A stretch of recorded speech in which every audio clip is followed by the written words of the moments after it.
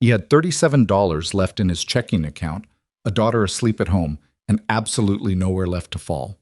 And the woman who was about to change his life walked through that bar door looking like she owned the entire city block. Nobody saw it coming. Not Mason, not Olivia, not the bartender polishing glasses at the far end of the counter. One exhausted man. One woman who had everything except the one thing money couldn't manufacture. One quiet whisper across a sticky bar table, and 3 lives would never look the same again. If you've ever felt invisible in a room full of people, this story was written for you. Before we go any further, if you're new here, hit that subscribe button right now and turn on notifications, because every week we bring you stories that will stop you cold, make you feel something real, and remind you what it actually means to be human. Drop a like on this video and tell me in the comments, what city and country are you watching from tonight? I want to see exactly how far this story travels. Now settle in, because this one goes deep. The bar was called Rudy's, and it had no business still existing. It sat wedged between a dry cleaner and a shuttered Vietnamese restaurant on a street that urban development kept threatening to absorb. The sign above the door had lost 2 of its letters years ago, so it just read, "Are you wise now?" and nobody had bothered to fix it.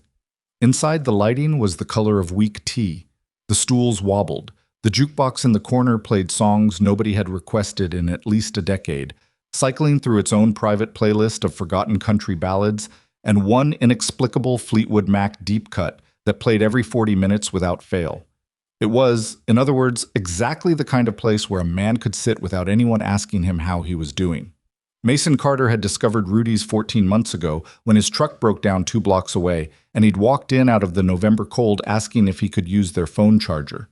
The bartender, a thick-shouldered man named Lou with a gray mustache and the conversational style of a highway rest stop, had pointed at the outlet behind the bar without looking up. Mason had ordered a beer he couldn't really afford, sat for an hour while his phone charged, and then come back the following Thursday for no reason he could properly articulate. Now it was Tuesday, which wasn't even his usual night, but Tuesday had been the kind of day that didn't care about your schedule. He sat at the corner table, the one near the emergency exit, where the lighting was worst and the draft from the door didn't reach, and stared at the glass in front of him. He'd nursed it for 40 minutes. The beer was almost warm. He didn't particularly want it anymore, but ordering another one would mean spending money he didn't have, and not ordering anything would mean Lou might feel obligated to ask him to leave, and Mason didn't have the energy to explain himself to anyone right now. $37. That was the number sitting in the back of his head like a slow, grinding toothache. $37 in checking, $62 in the savings account he kept for Ava's emergencies, and a rent payment due in 11 days that would require a creative conversation with his landlord that he had been mentally rehearsing and dreading in equal measure. He pressed his thumb against the condensation ring his glass had left on the table and dragged a slow circle through it. Ava was 8. She was currently asleep, or supposed to be asleep, at home with the babysitter, a 20-year-old community college student named Brianna, who charged $14 an hour and was worth every penny because she was the only sitter who had ever managed to get Ava to eat broccoli without it becoming a diplomatic incident. The fact that Mason was paying Brianna to sit in his apartment right now while he nursed a warm beer at Rudy's was its own quiet indictment of his decision-making. But he'd needed to get out of the apartment tonight. He'd needed to sit somewhere that wasn't surrounded by Ava's drawings and his dead wife's handwriting on the grocery list he still hadn't thrown away because it was stuck under a magnet on the refrigerator, and he'd made a deal with himself that he wouldn't move it until he was ready. And he still wasn't ready, 4 years in, which probably said something about him that he didn't want a therapist to explain. His name was Mason Carter. He was 32 years old. He worked construction, not the kind where you eventually become a foreman and have authority over things, but the kind where you show up at a job site at 6 in the morning and do what you're told. And some days your back hurts so badly by noon that you eat lunch standing up because it's easier than sitting down and then getting back up again. He was not a miserable man exactly. He loved his daughter with a completeness that sometimes physically hurt him, a love so enormous it occasionally made him feel insufficient, like the container wasn't quite big enough for what it was supposed to hold.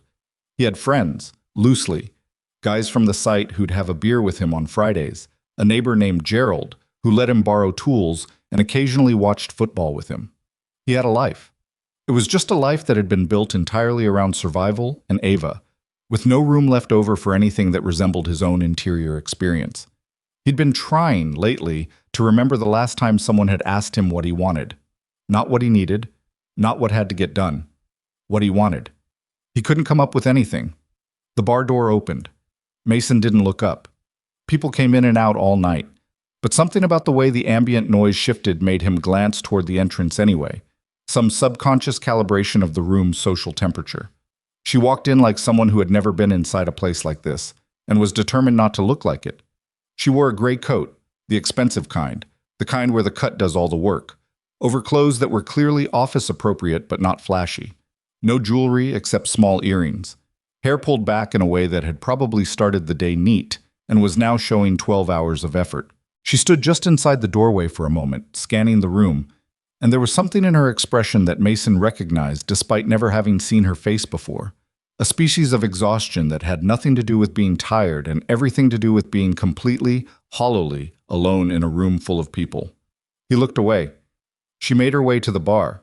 Lou set down a glass without being asked.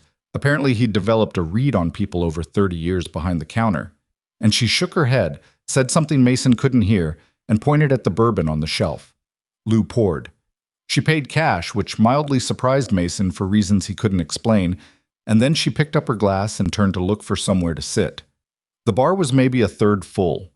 There were open tables closer to the center of the room, closer to the light, closer to the comfortable social density of a Tuesday night crowd. She walked past all of them and came to stand near Mason's corner table. "Is anyone sitting here?" Her voice was quieter than he'd expected. Not timid, composed, like someone who was used to choosing her words with precision and was doing so right now. Mason looked up. Up close, she looked older than 30. Not in a bad way, but in the way of someone who had compressed a lot of experience into not that many years. Her eyes were dark and sharp, and currently doing the thing eyes do when they're trying to communicate something that the face is keeping neutral. "No," Mason said.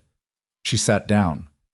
Not across from him, at the adjacent corner, angled just enough to suggest she wasn't necessarily trying to have a conversation, just sharing physical space. He appreciated the distinction. They sat in silence for several minutes. The jukebox cycled to the Fleetwood Mac song. Mason had started to think of it as an old acquaintance. "You look like you're thinking about something you can't solve," she said, without looking at him. Mason considered this. "Yeah," he said, "that's pretty much right." She turned her glass in a slow quarter circle on the table. Unsolvable in a money way, or unsolvable in some other way? It was a strange thing to ask a stranger, but the directness of it was oddly refreshing. There was no performance in it, no small talk scaffolding, just a question. "Both," he said, "but the money part I can probably work something out. The other part I haven't figured out yet." She nodded like that made complete sense. "What's your name?" she asked. "Mason." "Olivia."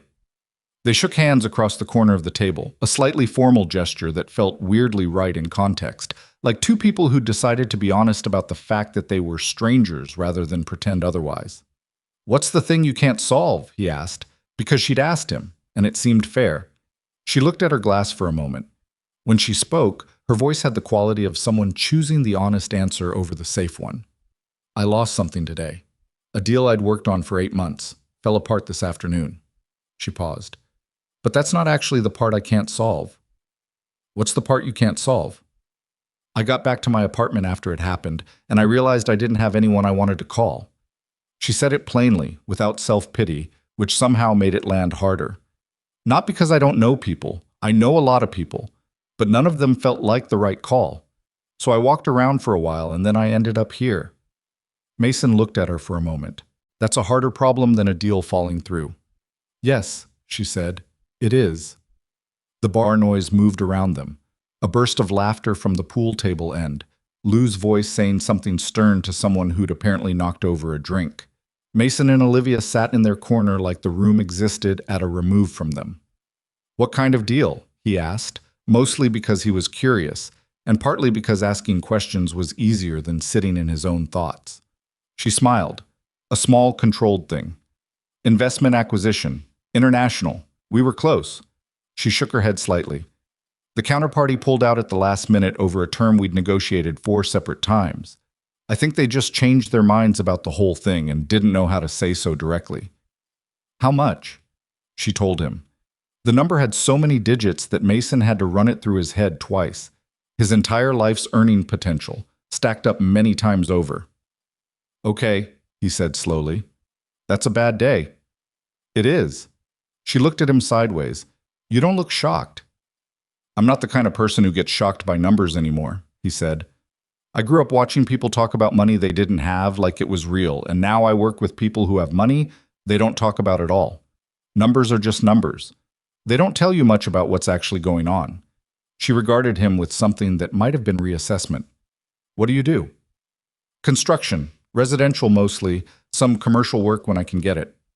How long? Since I was 19. Started as a laborer, got my certification, ran a small crew for a while. He paused. I manage a few things now, but mostly I'm still on site. I like being on site. Why? He thought about it. Because at the end of the day, you can see what you built. It's concrete, literally sometimes. He picked up his glass. You run an investment company? Sterling Capital Management. I founded it when I was 24. She said it without fanfare, just information. How old are you now? 30? He did the math. You built a fund in 6 years. From $140,000 I borrowed from my mother and 3 business school classmates who believed me when I told them I had an edge. She smiled again, and this time it reached something closer to her eyes. I did have an edge. What was it? I was willing to work 22 hours a day, and I genuinely didn't care what anyone thought of my decisions. That's less common than it sounds. Mason nodded slowly. He could believe that. The conversation moved the way good conversations sometimes do. Not in a straight line, but in a series of oblique angles, each one getting incrementally closer to something real. They talked about the particular loneliness of being responsible for things, about how being the person in charge of something meant that the weight of it never fully left, even on the nights you tried to put it down, about the way people around you tended to relate to the version of you that was useful to them rather than the one that actually existed underneath. Olivia was sharper than Mason had expected, which he recognized was his own assumption to be embarrassed about. She was also, he noticed, surprisingly unguarded for someone whose entire professional existence presumably required her to project control at all times. There was something in the specific nature of tonight, the anonymity of the bar, the absence of anyone who knew either of them, the shared quality of the specific low-grade misery they'd both carried in, that seemed to have dissolved certain usual protocols. You said you can probably work out the money thing, she said, somewhere around her second drink. What is it? He hadn't intended to tell her, but she'd been straight with him. Rent's due in 11 days. I'm short. He said it the way you say things when you've decided to stop being ashamed of them, which takes more energy than it looks like from the outside. My last check was smaller than I thought it'd be because we had 3 rain days last week and the site closed early. I'll figure it out. I figured it out before. But right now tonight I'm sitting here doing math I don't like and coming up with numbers I like less. Olivia listened without the particular tension that money conversations usually produced in people. The slight pulling back, the sudden fascination with the middle distance. She just listened. Do you have kids? She asked. The question caught him slightly sideways. Yeah, a daughter, Ava. She's 8. Something shifted in Olivia's expression. Just you? Just me. Her mother died 4 years ago. He said it the way he'd learned to say it, direct, clean, giving the other person permission not to make it into a catastrophe in the moment. Car accident. She was coming back from her sister's place. Wet road, bad turn, that fast. Olivia was quiet for a moment. I'm sorry, she said, and he could hear that she meant it rather than just deploying the words. It was the worst thing that ever happened to me, he said. And then Ava woke up the next morning and needed breakfast, and that was actually the thing that kept me from disappearing into it completely. She needed things. She still does. He paused. Some days that's heavy, but mostly I think it saved me. The jukebox played. Lou wiped down the bar. 2 guys at the pool table had a brief, mild argument about whether a shot counted. I've never been close to anyone who died, Olivia said carefully. I don't know what that's like. My parents are both alive, we're not particularly close, but they exist. I have no siblings. She looked down. My graduate advisor died 3 years ago, but I didn't know him as a person, really, just as a professional presence. She paused. I think I probably avoid people getting close enough that their absence could do that kind of damage. That's honest, Mason said. I'm aware it's also a fairly self-defeating strategy. Yeah, she looked at him. How do you do it? Raise a kid alone and also be a person? He thought about it seriously, the way the question deserved. I don't always manage both at the same time, he said. Some days I'm a pretty good dad and a pretty hollow person. Some days I actually feel like a human being, but I'm not confident I was paying enough attention to Ava. Tonight I paid a babysitter to come sit in my apartment so I could come here and stare at a warm beer and feel sorry for myself. And I'm genuinely not sure if that was irresponsible or the most sane thing I've done this week. Olivia laughed, a real one, surprised out of her, brief but genuine. I think it was sane, she said. I'm going with that. They sat in a silence that had changed quality several times over the course of the evening and was now the kind that felt more like companionship than awkwardness. Mason became aware that he had not felt this particular variety of comfortable in longer than he could accurately place. Let me cover your tab, Olivia said suddenly. She wasn't looking at him when she said it. She was looking at the bar, her voice careful, not making it into a thing. And let's get out of this noise. I could use some air. Mason looked at her for a moment. You don't have to do that, he said. I know I don't. She met his eyes. I want to. Let me. He thought about the $37. He thought about Ava asleep at home. He thought about the particular quality of tonight, which had already turned out to be something other than what he'd expected when he walked in here, and which felt, tentatively, like something worth not rushing away from. Okay, he said. Olivia went to settle with Lou. Mason drained the last of his warm beer, pulled on his jacket, and stood up from the table he'd been sitting at for nearly 2 hours. He felt, for reasons he couldn't cleanly explain, slightly lighter than when he'd sat down. Outside, the November air hit them both. The street was quiet in the particular way of late weeknights in neighborhoods where people worked early shifts and kept reasonable hours. They stood on the sidewalk for a moment, the bar door swinging shut behind them, and the quiet settled around them. So, Olivia said. She pulled her coat tighter. Her breath made a small cloud in the cold air. Mason's phone buzzed in his pocket. He pulled it out. Brianna. A text. Everything good here. Ava woke up around 9 asking for water but went right back down. Sleeping now. Sleeping. No rush. He looked at the message for a moment. Then he looked at Olivia. My daughter's babysitter, he said. Making sure I know Ava's okay. Olivia read his face. The way it changed at the mention of the kid, the particular arrangement of relief and love and complicated gratitude that crossed it even in the dim light from the bar's window. She's asleep? Olivia asked. Yeah. Olivia nodded slowly. They stood on the sidewalk, 2 people in November, with nowhere they needed to be and nothing particular planned, which was its own unusual luxury. Promise me something, Olivia said quietly. Mason looked at her.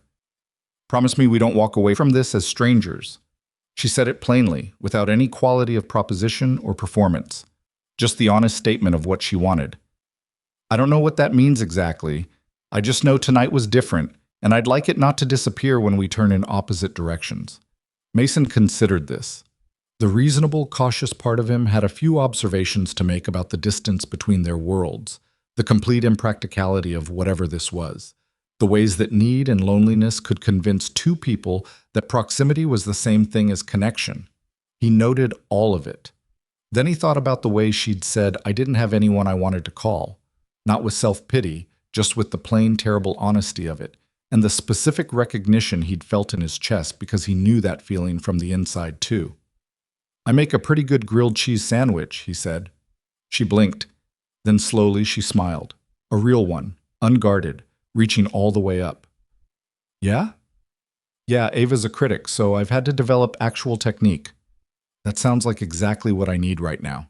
They started walking, not toward anything in particular, just in the direction of his neighborhood, their breath making small clouds in the cold night air, the city moving quietly around them in the way cities do when you stop trying to be somewhere and just allow yourself to be somewhere. Neither of them spoke for nearly a full block. Then Olivia said, Tell me about Ava. And Mason did. Mason's apartment was on the 3rd floor of a building that had probably been decent once, sometime around 1987. and had been coasting on structural adequacy ever since.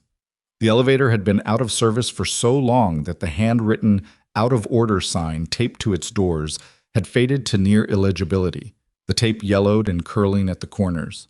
The stairwell smelled like old carpet and someone's laundry detergent, and faintly, the ghost of a meal cooked several floors up, something with garlic, maybe onions. Olivia followed Mason up 3 flights without saying anything about any of it, which he noticed and appreciated. He paused at the landing outside 3C and glanced back at her. "It's not much," he said, and then immediately felt stupid for saying it, because stating the obvious was just a way of asking for reassurance he hadn't earned. "Mason." She looked at him steadily. "I didn't come for the square footage." He unlocked the door. The apartment was small and it was unmistakably lived in, which was a different thing from messy. The living room held a couch that had survived better days, a coffee table with a ring stain sealed into the wood grain that no coaster was ever going to undo, and a floor lamp in the corner that gave off warm light and a slight buzz that Mason had stopped hearing months ago.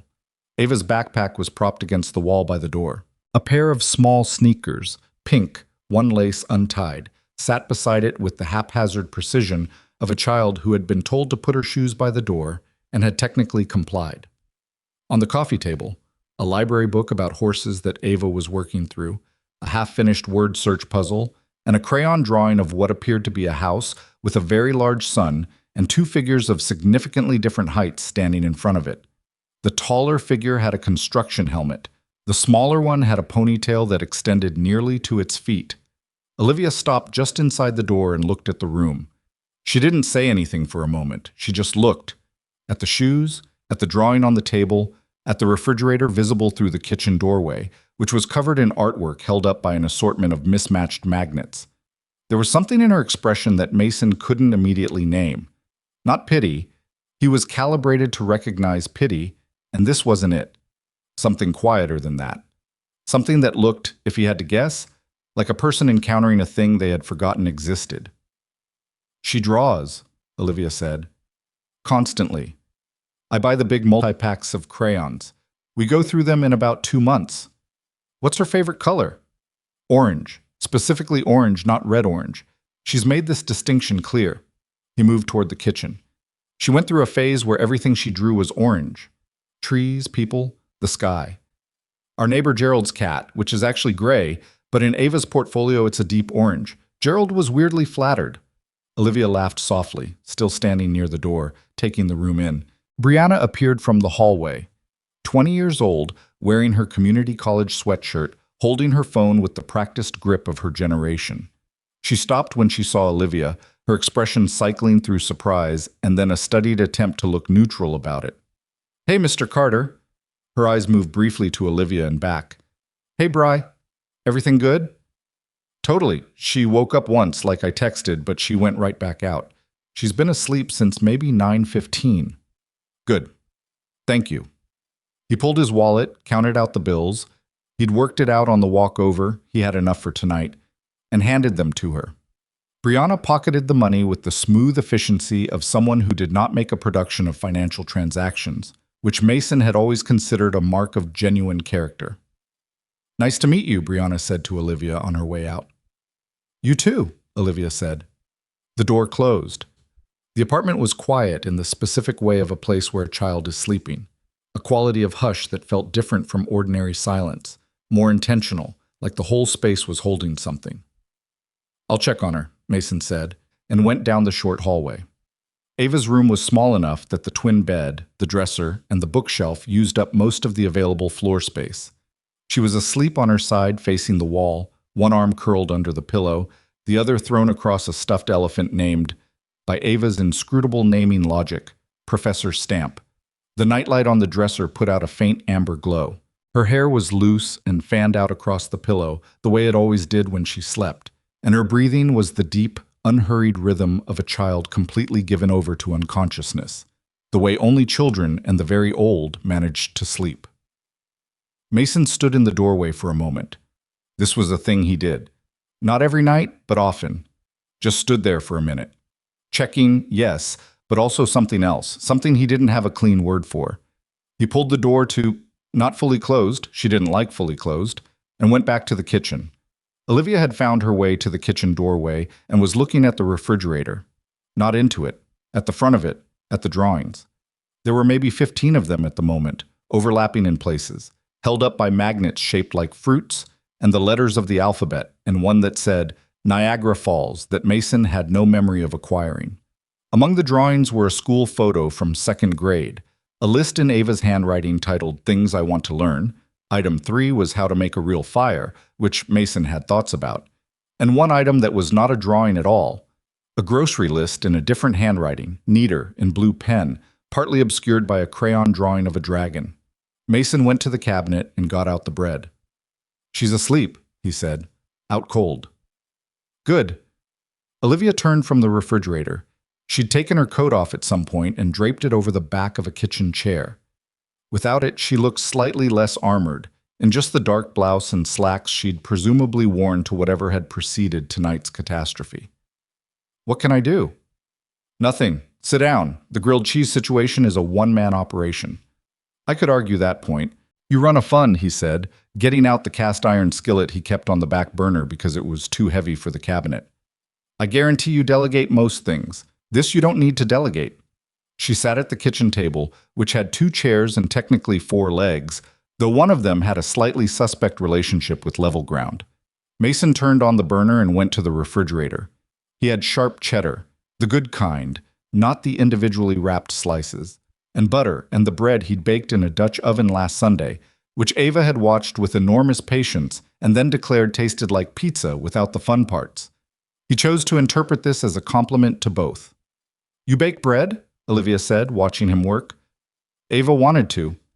We did it together the first time 2 years ago, and it went badly, but she liked the idea of it, so I figured out how to do it properly, and then we made it again." He buttered the bread. "She's better at it now than I am. Better instincts for when it needs more time. She sounds like a particular kind of kid." "She's something." He placed the first piece in the skillet. The butter hit the cast iron and made the sound that good cooking makes. Immediate, confident. "She's too smart in ways that make parenting her complicated and exactly right in ways that make everything else feel manageable. She asks questions I can't answer about half the time, and the other half she answers her own questions before I get a chance, which is both impressive and slightly unnerving." "What kind of questions?" He thought about it. Last week she wanted to know why people cry at funerals when the person can't see them doing it anyway. He paused, watching the skillet. "I told her I thought it was for the living, not the dead." She thought about that for a while and then said, "That makes sense, but it still seems like a lot of trouble." And then she went back to her homework. Olivia was quiet for a moment. "How much does she know? About her mother?" "Everything age-appropriate and more than that, probably." He pressed down on the sandwich gently. "I never lied to her about it. I didn't pretend her mother went somewhere, or is watching over her, or any of that. Her mother died. It was an accident. It was not fair. We miss her." He paused. "I don't know if that was the right call. I just couldn't bring myself to hand her a version of it that she'd eventually have to unlearn." "I think that was right," Olivia said. "You might be the first person who said that." He flipped the sandwich. "Most people think I was too blunt. Her school counselor recommended I frame it more. I forget the word she used. Gently, I guess." "Kids know when they're being managed," Olivia said. "They just don't always have the vocabulary to say so." Mason looked at her over his shoulder. "You sound like you know something about that." She looked down at the table for a moment, ran her finger along the edge of it. "My mother is a careful woman," she said. "Very managed. Everything in my childhood was presented, framed. I always knew what I was supposed to understand about a situation rather than what the situation actually was." She paused. "I became someone who looks for the actual situation. It's useful professionally. Personally, it makes me difficult." "Difficult how?" "I don't accept the presented version of things. People find that exhausting." She said it without self-reproach, just stating it. "I also don't offer the presented version of myself, which means people get the actual version, which is less polished than they tend to expect. This seems like a feature, not a defect." "Depends who you ask." Mason plated the sandwiches. He'd made 2 because he hadn't eaten since noon, and brought them to the table. He poured water from the tap into 2 mismatched glasses and sat down. Olivia picked up her sandwich. She took a bite and chewed it carefully. He watched her involuntarily, the way you watch someone encountering something you made, braced for a verdict. "Oh," she said. "That's actually really good. Told you. The bread makes the difference." That's what I said when Ava complained about it tasting like pizza without the fun parts. She was not persuaded. They ate in the easy quiet of two people who'd stopped performing for each other somewhere around the second drink at Rudy's. The kitchen clock on the wall made a soft tick. From down the hall came the distant sounds of Ava sleeping, the occasional small shift, the sigh that children make in deep sleep that sounds almost like satisfaction. "Can I ask you something?" Olivia said when they were partway through. "Yeah." "The grocery list on the refrigerator, behind the dragon drawing." Mason's jaw tightened slightly, just slightly. He had a half second of not being sure he wanted to have this particular conversation right now. And then he figured that he was the one who'd invited her here, and honesty had been the operating principle all night, and stopping now would feel dishonest in a way he couldn't justify. "That's Sarah's handwriting," he said. "My wife." Olivia said nothing. She waited. She made it the morning before she left for her sister's. Milk, coffee, the kind of pasta Ava liked. I forget what else. I found it when I got home that night. After. I don't know why I kept it. I just couldn't throw it out. He looked at his sandwich. I think I knew if I threw it out, it would feel like I was making a decision about something I wasn't ready to decide yet. What decision? Whether to accept that she's gone or still be in the part where I'm waiting for her to come back. He said it flatly, just as information. I know that's not rational. I know she's not coming back. But knowing something and feeling something are two separate neighborhoods. I've been commuting between them for 4 years. Olivia set down her sandwich. She looked at him with a directness that wasn't intrusive. It was the look of someone who's giving your words the full weight they deserve. I think the grocery list stays until it's ready to go, she said. I don't think there's a correct schedule for that. My mother thinks I should date, he said. She mentions it approximately every 6 weeks with the regularity of a financial statement. My buddy Marcus thinks I should, quote, get back out there, which is exactly the kind of phrasing that makes me want to not do whatever he's describing. He paused. I went on 2 dates, about a year after Sarah died. Both were fine. Both were completely wrong. Not because of the women. They were both perfectly decent people. Because I was sitting across from them thinking about whether Ava had finished her homework. You weren't ready. I wasn't ready. I may not be ready for a while yet. He looked at her carefully. I should say, this isn't... I know what this is, Olivia said. She didn't say it unkindly. I'm not here because I'm making a calculation, Mason. I'm here because I haven't had an honest conversation with another human being in about 4 months, and tonight, you seemed like someone who was going to be honest whether I wanted him to be or not. She paused. That's rarer than it sounds. He believed her.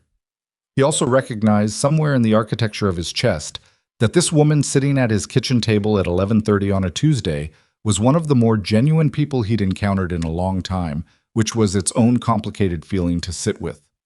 How did you build the fund? He asked, steering toward less treacherous ground. Actually build it, not the pitch version.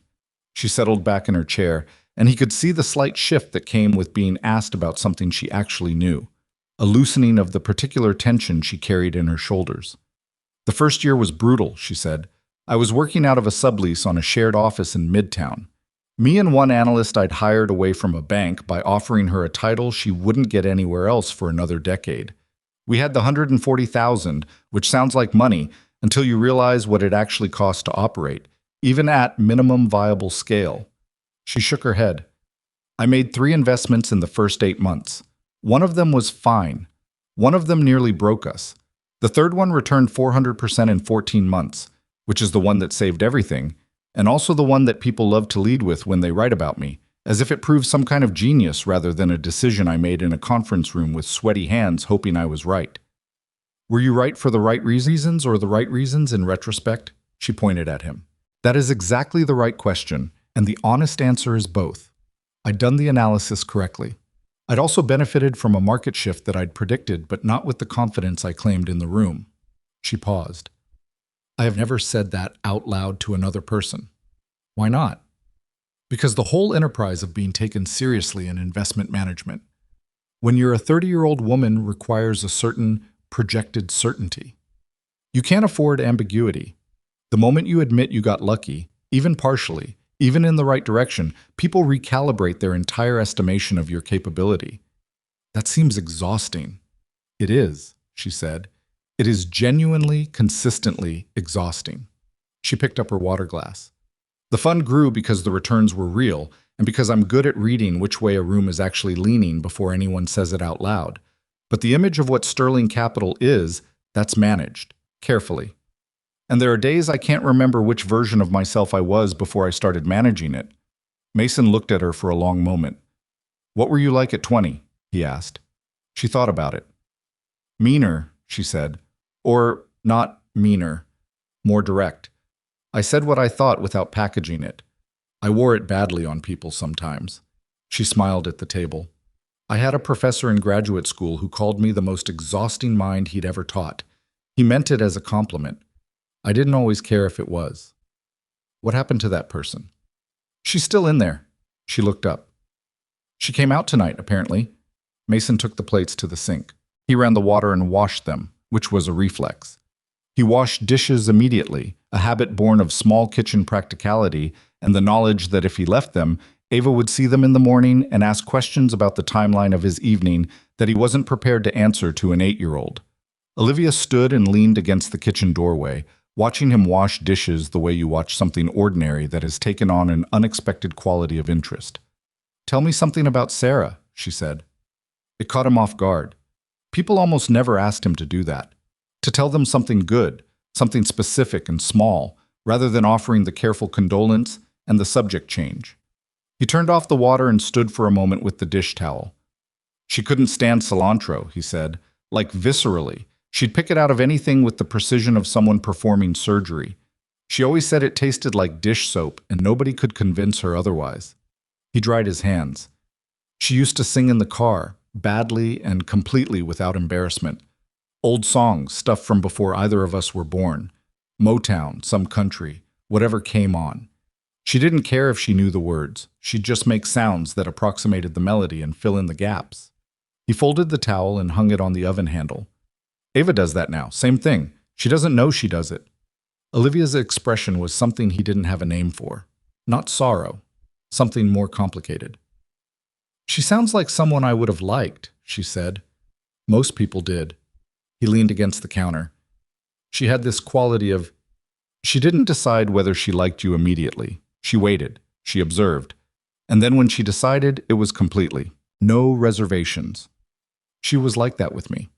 Took her about 6 months to decide, and once she decided, there was nothing tentative about it. He paused. I found that terrifying at the time. In retrospect, it was the most secure I've ever felt about anything. The apartment was quiet around them. The clock ticked. From down the hall, Ava made a small sleeping sound. Not waking, just shifting in whatever dream she was inside.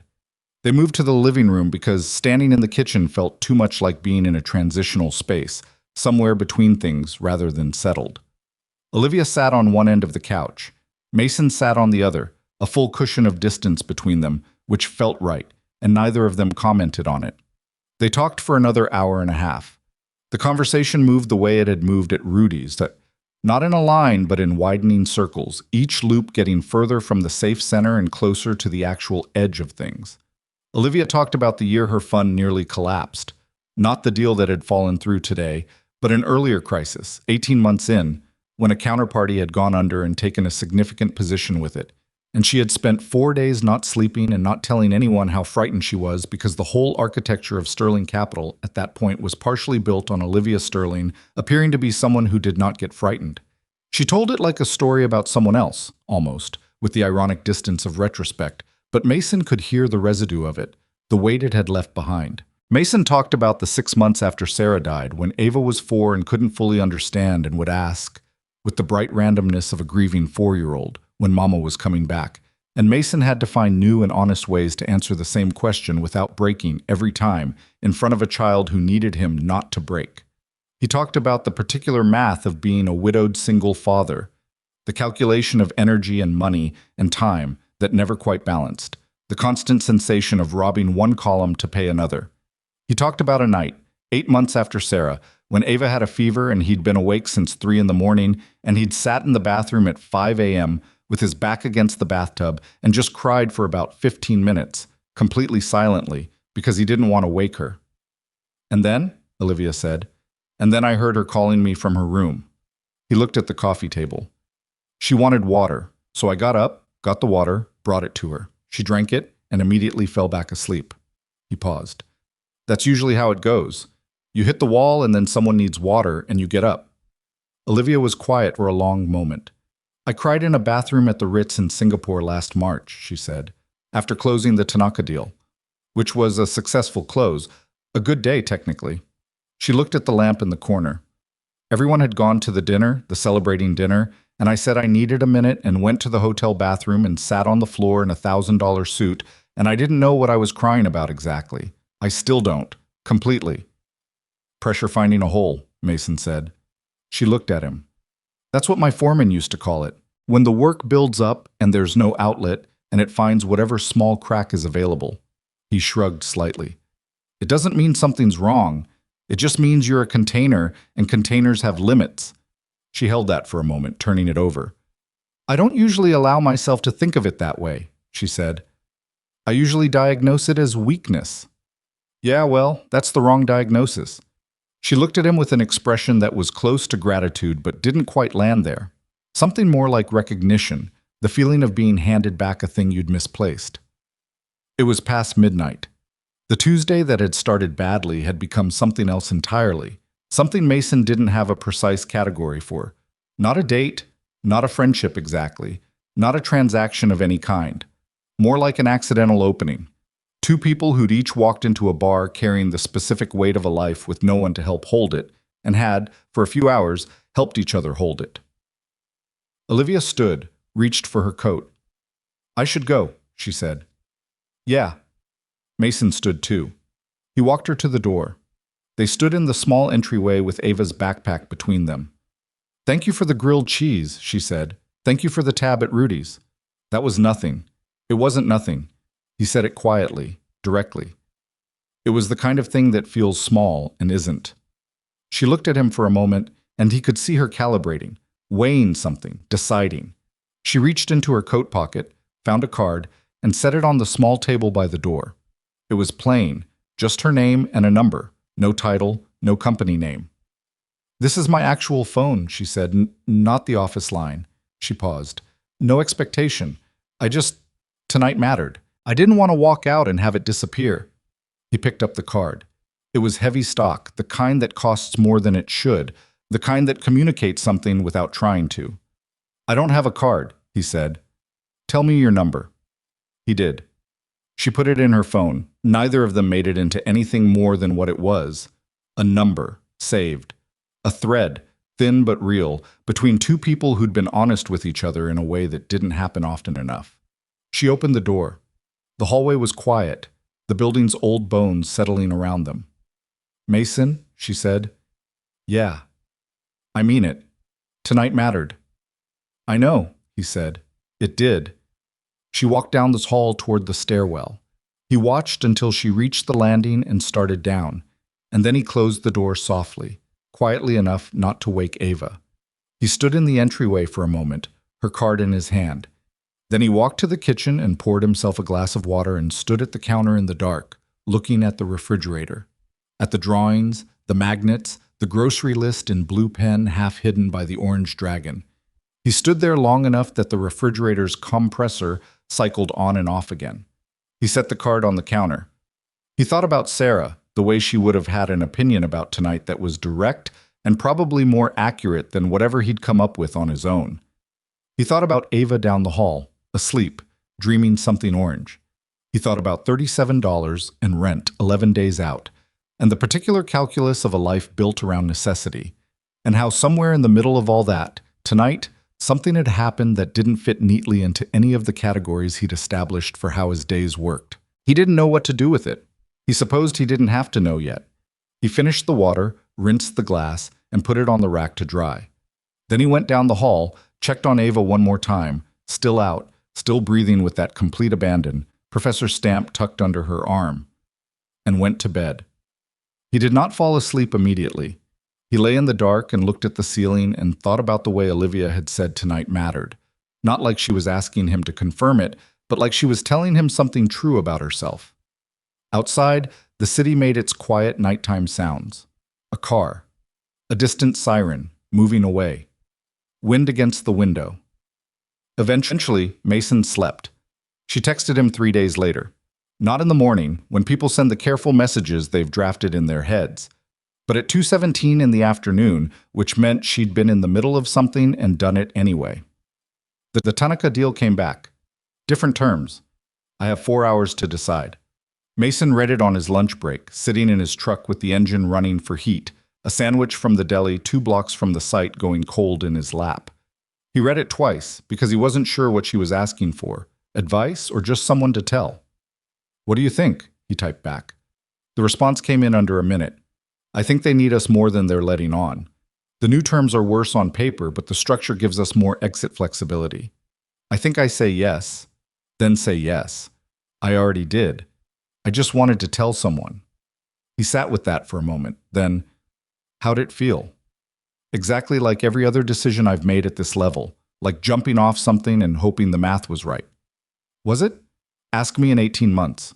He smiled at his phone in the cab of his truck, which was not something he'd expected to be doing today. Good luck, he sent. Thanks, Mason. That was how it started, Not with a plan, not with intention, but with a text at 2:17 in the afternoon from a woman who'd needed someone to tell.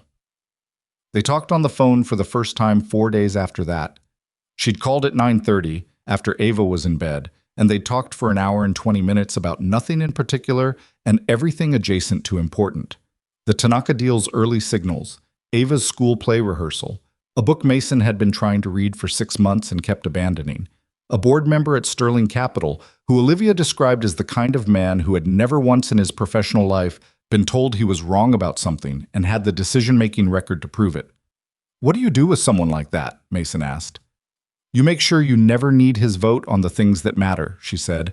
You manage him laterally. You give him the decisions where being wrong has limited consequences, and you protect the critical path from his instincts. That sounds exhausting. Everything about managing people is exhausting. The actual work is the easy part. Construction's the same. The lumber goes where you tell it. She laughed, and he'd started to notice that her laugh had a quality of surprise to it, like she hadn't quite predicted the moment would be funny and was pleased to be caught off guard. They didn't see each other again for 11 days. This was not avoidance. It was the honest collision of two packed lives. Mason had back-to-back long days on a commercial project that had fallen behind schedule, which meant earlier starts and later finishes, and 2 evenings of Ava doing her homework on the job site's break room table because the timing didn't work any other way. Olivia was managing the Tanaka aftermath and 2 other acquisitions in different stages, plus a board presentation she described in one text as the professional equivalent of explaining calculus to people who are actively resistant to the concept of math. They talked between things. Short calls, texts with no particular urgency. It developed a rhythm that felt to Mason less like building something and more like discovering something that had been there already, like clearing brush to find a path that had always been underneath. On the 11th day, she called at 7 in the morning, which was unusual. I have a question, she said without preamble, and I want you to tell me the honest answer, not the polite one. He was standing in the kitchen making Ava's lunch. Okay. I have a fundraiser tonight, the kind I'm obligated to attend because 3 of my largest investors will be there, and absence at this particular event would be interpreted as a statement I don't intend to make. She paused. My assistant booked me a +1 slot before I told her I didn't have anyone to bring, and now there's a seat with my name adjacent to it at a table full of people who will spend the entire evening performing. I would like to not spend that evening alone in that performance, and I thought of you. Another pause, shorter. That's the honest version of the ask. If it's too much, say so. If it's too complicated, say so. Mason looked at the half-assembled sandwich in his hand. What's the dress code? He said. Black tie. I don't own a tuxedo. I know. I've already identified 3 rental places within 4 blocks of your apartment that could have something ready by 6. I'll text you the information. She said it quickly, as if she'd prepared the logistics in advance and was slightly embarrassed by how prepared she'd been. You already looked up rental places near my apartment. A beat. Yes. Before you called. I was reasonably confident you didn't own a tuxedo. He put the sandwich in Ava's lunchbox. What time do I need to be ready? The relief in her voice was something she didn't bother to conceal.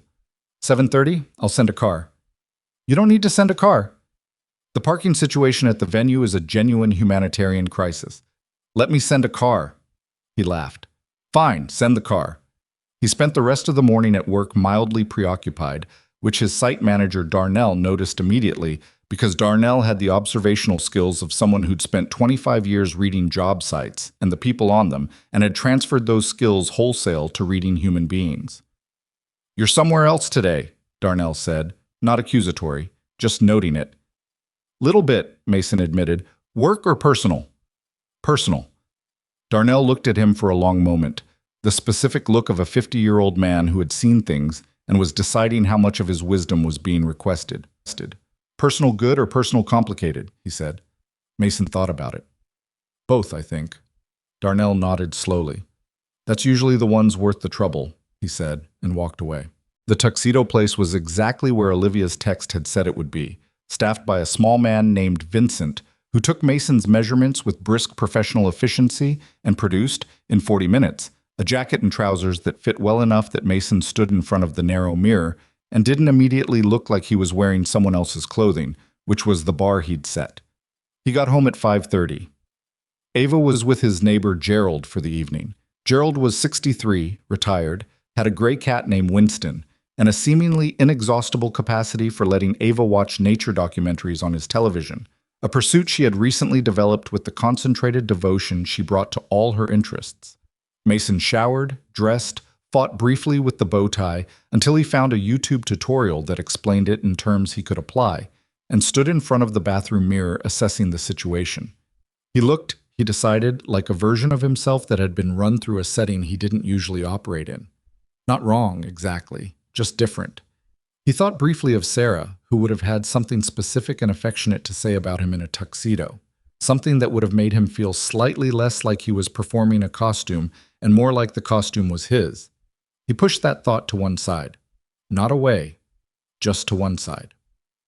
The car arrived at 7:20. It was a black sedan with a driver who introduced himself as Carlos, and who did not appear to find anything notable about picking up a man in a rental tuxedo from a building with a broken elevator. The venue was a hotel ballroom on the Upper East Side of the city, the kind of space that communicated money through architecture alone.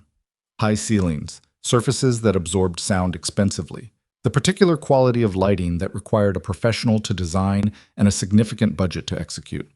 Mason walked in and felt the room's social physics immediately. The calibrated networking, the performance of ease, the invisible hierarchy communicated through who approached whom and how quickly. Olivia found him before he found her. She was in a navy dress, not black, which he registered as a deliberate choice. She looked like someone who had decided to stand out slightly from the expected palette without making it a statement. Her hair was down, which he hadn't seen before. She looked, in a way that he absorbed before he had time to editorialize it, genuinely beautiful. She also looked relieved when she saw him, which she didn't conceal, which he appreciated more than the dress. You made it, she said. I said I would. I know, I still... Yes. She looked at him briefly, taking in the tuxedo. Vincent did well. Vincent is an artist. She smiled and then composed it, because they were in a room full of people she needed to appear composed in front of. He understood the mechanism, even if the operating environment was foreign to him. Stay close, she said quietly. I'll explain who everyone is. Most of them you'll never need to know again after tonight, but it helps to have context. I'll follow your lead. And if Marcus Hale corners you, he's the one who'll be wearing a watch that costs more than your truck. Just let him talk. He doesn't actually want a conversation, he wants an audience.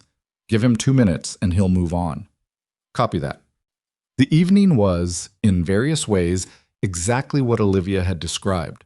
There were people performing. There were conversations that were really negotiations, handshakes that were really assessments, compliments that were really measurements. Mason moved through it with the specific skill set of a man who'd spent years on job sites reading people quickly and deciding who could be trusted with what. Different contexts, same underlying mechanics. He handled Marcus Hale by asking him a question about a regulatory thing Olivia had briefed him on in the car, and Marcus Hale talked for 4.5 minutes without stopping, which was 2.5 more than Olivia had predicted, but the general principle held. Olivia watched this from across the room with an expression that lasted about 2 seconds before she neutralized it, but Mason caught it, somewhere between impressed and amused. At the table, between courses, one of Olivia's investors, a man named Pierce, mid-60s, the kind of New England money that didn't need to announce itself, turned to Mason and asked what he did. "Construction," Mason said. Pierce looked at him with the polite recalibration of a man whose assumptions had just been mildly complicated. "Commercial or residential?" "Mostly commercial lately. We finished a mixed-use project in the Garfield district last spring. 12 stories, ground floor retail, the rest residential." "I know that building," Pierce said, with something that sounded like genuine interest rather than performance. "The one with the recessed balconies." "Yeah, the balcony framing was the most complicated part. The architect had a vision that engineering had a few opinions about." Pierce laughed, a real one. "They always do." Mason noticed Olivia 2 seats away, listening without looking like she was listening. On the car ride back, at nearly midnight, they sat in the sedan in the quiet that follows a long evening of being in a room full of people. The particular deflation and relief of it. "Pierce liked you," she said. She was looking out the window at the city going by. "He was straightforward. I liked him." "He's the only one on that table who is," she paused. "You did well tonight." "I wasn't aware it was a performance." "Everything in that room is a performance. You just did it without looking like you were." She turned to look at him. "That's actually harder than it sounds." "I wasn't performing. I was just talking to people." She held that for a moment. "That's what I mean," she said. The car stopped outside his building. Mason reached for the door handle and then stopped, turning back. "Come up," he said. She looked at him. "Not," he said. "Ava's at Gerald's. I thought you might not want to go back to the penthouse at midnight." He paused. "I have leftover soup. It's probably better than whatever the hotel was serving." She looked at him for another second. Then, "What kind of soup?" "Chicken and rice. I made it Sunday." "That sounds significantly better than what the hotel was serving." They went up the 3 flights in their formal clothes, which felt slightly absurd, and also, Mason thought, somehow right, like the absurdity was the honest version of the evening rather than the ballroom. He reheated the soup. She sat at the kitchen table in her navy dress, and they ate from mismatched bowls at 11:58 on a Friday night, and it was, without question, the most comfortable Mason had felt all evening. "Can I ask you something?" he said. "You keep asking me that before you ask things," she said. "You don't need the preamble." "Fair." He stirred his soup. "Why aren't you with anyone?" "Actually with someone. He gestured vaguely. "You." She considered this with the seriousness it deserved, rather than deflecting it. "I've been in 2 relationships since I founded the company," she said. "The first was with someone I met at a conference. It lasted 14 months. He was smart and kind and eventually told me that being with me felt like being a secondary priority in my own life story." She paused. "He wasn't entirely wrong. I was building something and I didn't know how to split my attention, and I think I had a naive belief that the right person would simply understand that without requiring me to explain it." "And the second?" "The second was shorter, 6 months. He worked in private equity and understood the schedule and didn't need much from me emotionally, which I told myself was compatibility, and eventually recognized as just 2 people using each other for convenience." She looked at her bowl. "That one ended because he met someone else, and I wasn't even hurt. I was mostly relieved, which told me everything I needed to know about what we'd actually had." "When was that?" 19 months ago. He did the math quietly. "Nearly 2 years. I told myself I was fine alone," she said. "I'm good at being alone. I run efficiently alone. But there's a difference between being good at something and the something being good." She looked up. "I think I'd forgotten that until about 11 days ago." The kitchen clock ticked. Outside, the city moved through its Friday night frequencies. "I need to tell you something," Mason said. He set his spoon down. "And I want to say it right so you understand what I mean by it." She waited, the way she'd learned to wait, completely, without filling the space. "I like spending time with you," he said. "I like talking to you. Tonight was the first time in a long time I've been at something like that and not spent the whole evening wishing I was somewhere else." He paused. And I'm not entirely out from under what happened with Sarah. I'm not going to pretend that's not true. There are days when I'm fine, and there are days when I'm not fine, and I can't always predict which one it's going to be. He looked at her directly. I don't know what that means for whatever this is. I'm just not willing to not tell you. Olivia was quiet for a moment. I know, she said. I'm not asking you for something you don't have yet. She said it carefully, each word placed with precision. I'm also not asking you to pretend. I've spent a lot of years around people who pretend, and I can't do that anymore. She held his gaze. I'm asking for exactly what's been happening. Honest conversations, occasional soup, the truth about how things actually are. She paused. Can you do that? Yeah, he said. That I can do. Something in the room settled. Not resolved, not concluded, but settled. Like two people who had agreed on the actual terms of a thing rather than the polite fiction of it. He walked her out at 1 a.m, down the 3 flights to where Carlos was waiting at the curb. Olivia had texted him from upstairs with the confidence of someone whose logistics were always already arranged. At the door of the car, she turned. Mason. She said his name the way she'd started saying it, without decoration, just the word, but with the full weight of her attention behind it. Thank you for tonight, both parts of it. The ballroom or the soup? The soup was better, she said, but the ballroom wouldn't have been survivable without the first part. She got in the car. He stood on the sidewalk and watched the sedan pull away, and then he went back up the stairs. Gerald's apartment was 2 doors down. He knocked lightly and Gerald opened it in his bathrobe, Winston the gray cat draped over his arm like a very specific scarf. She's asleep on the couch, Gerald said. Watched 3 episodes of the ocean documentary and then went out like a light. The one about the octopuses. She told me, and I'm quoting, that the octopus is the most interesting animal and anyone who disagrees is not paying attention. That tracks, Mason said. She's right, by the way. Mason carried Ava back to the apartment. She was at the age where she was technically too old to be carried and practically too heavy to carry comfortably, but she made herself small in sleep the way children do, and he managed the 3 steps down the hall without waking her. He got her into bed with her shoes still on because the alternative was waking her, and tucked the blanket up, and turned the nightlight to its lowest setting. He stood in the doorway for a moment, still in the rental tuxedo, looking at his daughter, asleep with Professor Stamp under one arm. He thought about what Olivia had said at the table. There's a difference between being good at something and the something being good. He had been good at being alone. He had gotten very efficient at it. He had built a life that ran on his own resources and asked nothing of anyone that he couldn't eventually provide himself, and he had told himself for 4 years that this was strength. He was beginning to reconsider the diagnosis. The next morning was Saturday, which meant pancakes. This was a law that had emerged sometime in Ava's 6th year and had not since been questioned. Mason was at the stove when Ava appeared in the kitchen doorway, still in yesterday's clothes, her hair in full overnight entropy, 1 sock on and 1 sock apparently lost to the night. She looked at him with the specific assessment of a child reading a parent. You look different, she said. I'm wearing the same clothes I always wear. Not your clothes, your face. She climbed onto her chair. You look like the face you had when you finished the big project last year, the one with the balconies. Satisfied? She considered this word. Not exactly. More like you did something hard and it was okay. He put a pancake on her plate. Something like that, he said.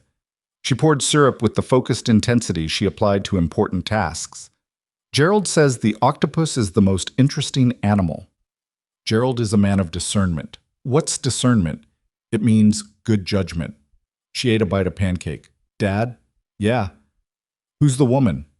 He turned from the stove. She was looking at him with the calm, clear-eyed directness that had been her dominant mode since approximately age 5. The look that made it impossible to manage her. The look that made him proud and mildly exhausted in equal measure. What woman? He said. Brianna said you brought someone home. She didn't say who, but she said someone. Brianna mentioned that. She didn't mean to. I asked where you'd been and she said she met someone you brought home, and then she looked like she wasn't supposed to say it. Ava ate another bite. Who is she? Mason turned off the burner and sat down across from his daughter. Her name is Olivia, he said. She's someone I met a couple weeks ago. We've been talking. Ava processed this with the thoroughness she applied to new information. Is she nice? Yes.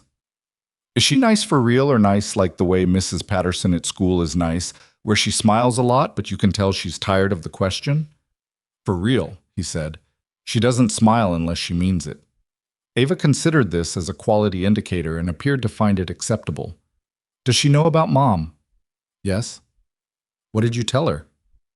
That your mom was someone worth knowing, that she died when you were 4, that we miss her. Ava looked at her plate for a moment, then she looked up. Will I get to meet her? Maybe. Not right now. When it makes sense. Okay. She went back to her pancake with the pragmatic acceptance of a child who understood the difference between now and eventually. Can I have another one? He put another pancake on her plate. She poured more syrup. Dad. Yeah. I'm glad you went out. She said it without looking up, conversationally, the way children deliver the things that land the hardest. He sat with that for a moment. Me too, kid, he said. The weeks that followed built on each other the way weeks do when something is growing in the gaps between ordinary life. Not dramatically, not with clean narrative momentum, but in the small accumulated weight of regular contact. They talked most evenings, usually after Ava was in bed. Not always about important things, sometimes about nothing, a news story. Olivia had found irritating a problem on the site that Mason had solved in an unexpected way, a book Ava was reading that had prompted a series of questions about marine biology that Mason had eventually escalated to the internet. Once, at 10:30 on a Wednesday, Olivia sent him a photo. It was a coffee cup on her desk, next to a stack of papers, next to a window showing the city at night. No text. He looked at it for a moment and sent back a photo of his kitchen. The dishes drying on the rack, the refrigerator magnets, the grocery list in blue pen half visible at the corner. She sent back, that list. He sent, still not ready. She sent, okay, just that. Okay. No pressure, no analysis, no recommended course of action. Just acknowledgement. He appreciated that more than he had language for. 6 weeks after the night at Rudy's, she called in the middle of the day. Unusual, she almost never called before evening. I need a reality check, she said without preamble. Go. The board wants to bring in an external COO, someone with operational experience in my vertical who can manage the infrastructure side while I focus on deals. She was talking at the velocity she used when she'd been thinking about something for a long time and had been waiting for the right moment to say it out loud. On paper, it makes sense. We're at a scale where the operational load is genuinely outpacing my bandwidth. On the other hand, handing that much authority to someone I didn't choose and whose judgment I haven't field tested feels like, I don't know. Like giving someone else the keys while you're still in the car. Yes, exactly that. Who picked the candidate? Pierce and 2 other board members. The candidates qualified on paper. 12 years at a fund in London, 2 years as COO at a smaller firm before that. Clean record. Have you met them? Twice. Once formally, once over dinner with 3 board members present. What's your read? She paused. Competent, careful, politically aware in the way that can mean either good judgment or sophisticated self-interest, and I can't tell which one yet. Then you need another meeting, Mason said. One without the board. Your turf, your terms. Give them a problem, a real one, something with ambiguity, and watch how they handle the uncertainty. Silence for a moment. That's good. Job sites work the same way. You can read a resume. You can't read how someone handles the moment when the plan stops working until you put them in that moment. I'm going to propose a working session, she said. 2 days. I'll walk them through 3 live deals and let them engage with the actual decisions. And trust what you see. And trust what I see. She paused. Mason. Yeah. You're good at this. At what? At cutting to the thing, without all the... She gestured somehow through the phone. The scaffolding. I grew up in houses where people said what they meant, he said. I don't know how to work the other way. Another pause, quieter this time. I want to see you this week, she said. Not a text, not a call. Actually see you. He looked at the job site through the truck windshield, at Darnell directing the delivery crew, at the particular gray of a November sky that had not yet decided what it intended to do. Thursday, he said. Ava has rehearsal until 7. I'm free after. Thursday, she said. I'll come to you. She arrived at 7:40 with a bag from the Thai place 4 blocks from his building that she had discovered on her own, apparently, because she'd identified that it was in his neighborhood and had looked it up. She presented this not as a grand gesture, but as simple logistics. She was coming. She might as well bring food. And Mason recognized this as the specific love language of someone who solves problems as a form of care. They ate at the kitchen table. Ava's drawings looked down from the refrigerator. The clock ticked. Tell me something I don't know about you, Olivia said. He thought about it. I almost didn't take the certification course, he said. The construction management one. I was 23. I had enough work as a laborer. It paid okay, and the course cost money I didn't easily have. Sarah told me if I didn't sign up, she was going to sign me up herself and pay for it, and I could be angry about it afterward. He paused. I signed up. It changed everything about my trajectory. He looked at his food. She did that. She pushed when I wouldn't push myself. I was never very good at advocating for my own future. Olivia was quiet for a moment. And now? Now I have Ava, so I don't have a choice. He looked up. But I still sometimes hear Sarah's voice when I'm about to talk myself out of something. Olivia held that carefully, the way she'd learned to hold things he gave her. My turn, he said. Something you don't know about me. She stirred her noodles. I failed my Series 7 exam the first time. The financial license? Yes. I was 22. I'd already been hired pending the license, and I failed it by 3 points and had to wait 60 days to retake it. She said it with the flat delivery of someone who had made peace with it, but had not forgotten the weight of it. I told my mother I passed the first time. I told my employer there'd been in for 60 days like I was preparing for surgery, and I passed the retake by 22 points. She paused. I've never told anyone about the first attempt. Why are you telling me? She looked at him. Because you told me about the grocery list, she said simply. He understood exactly what she meant. They talked until 10:30, when the evening ran its natural course toward the logistics of a school night and the particular discipline of 2 people who had established, without ever formally saying so, that they were taking this slowly enough to do it right. Olivia put on her coat, and Mason walked her to the door, and they stood in the small entryway the way they'd stood before. Ava's backpack between them, the apartment quiet behind him. Mason, she said. He looked at her. She reached up and put her hand briefly against the side of his face. Not a kiss, not a romantic gesture with agenda behind it, just a moment of contact. Her hand was cold from the coat. He didn't move. Thursday was good, she said. Yeah, it was. She dropped her hand. I'll text you.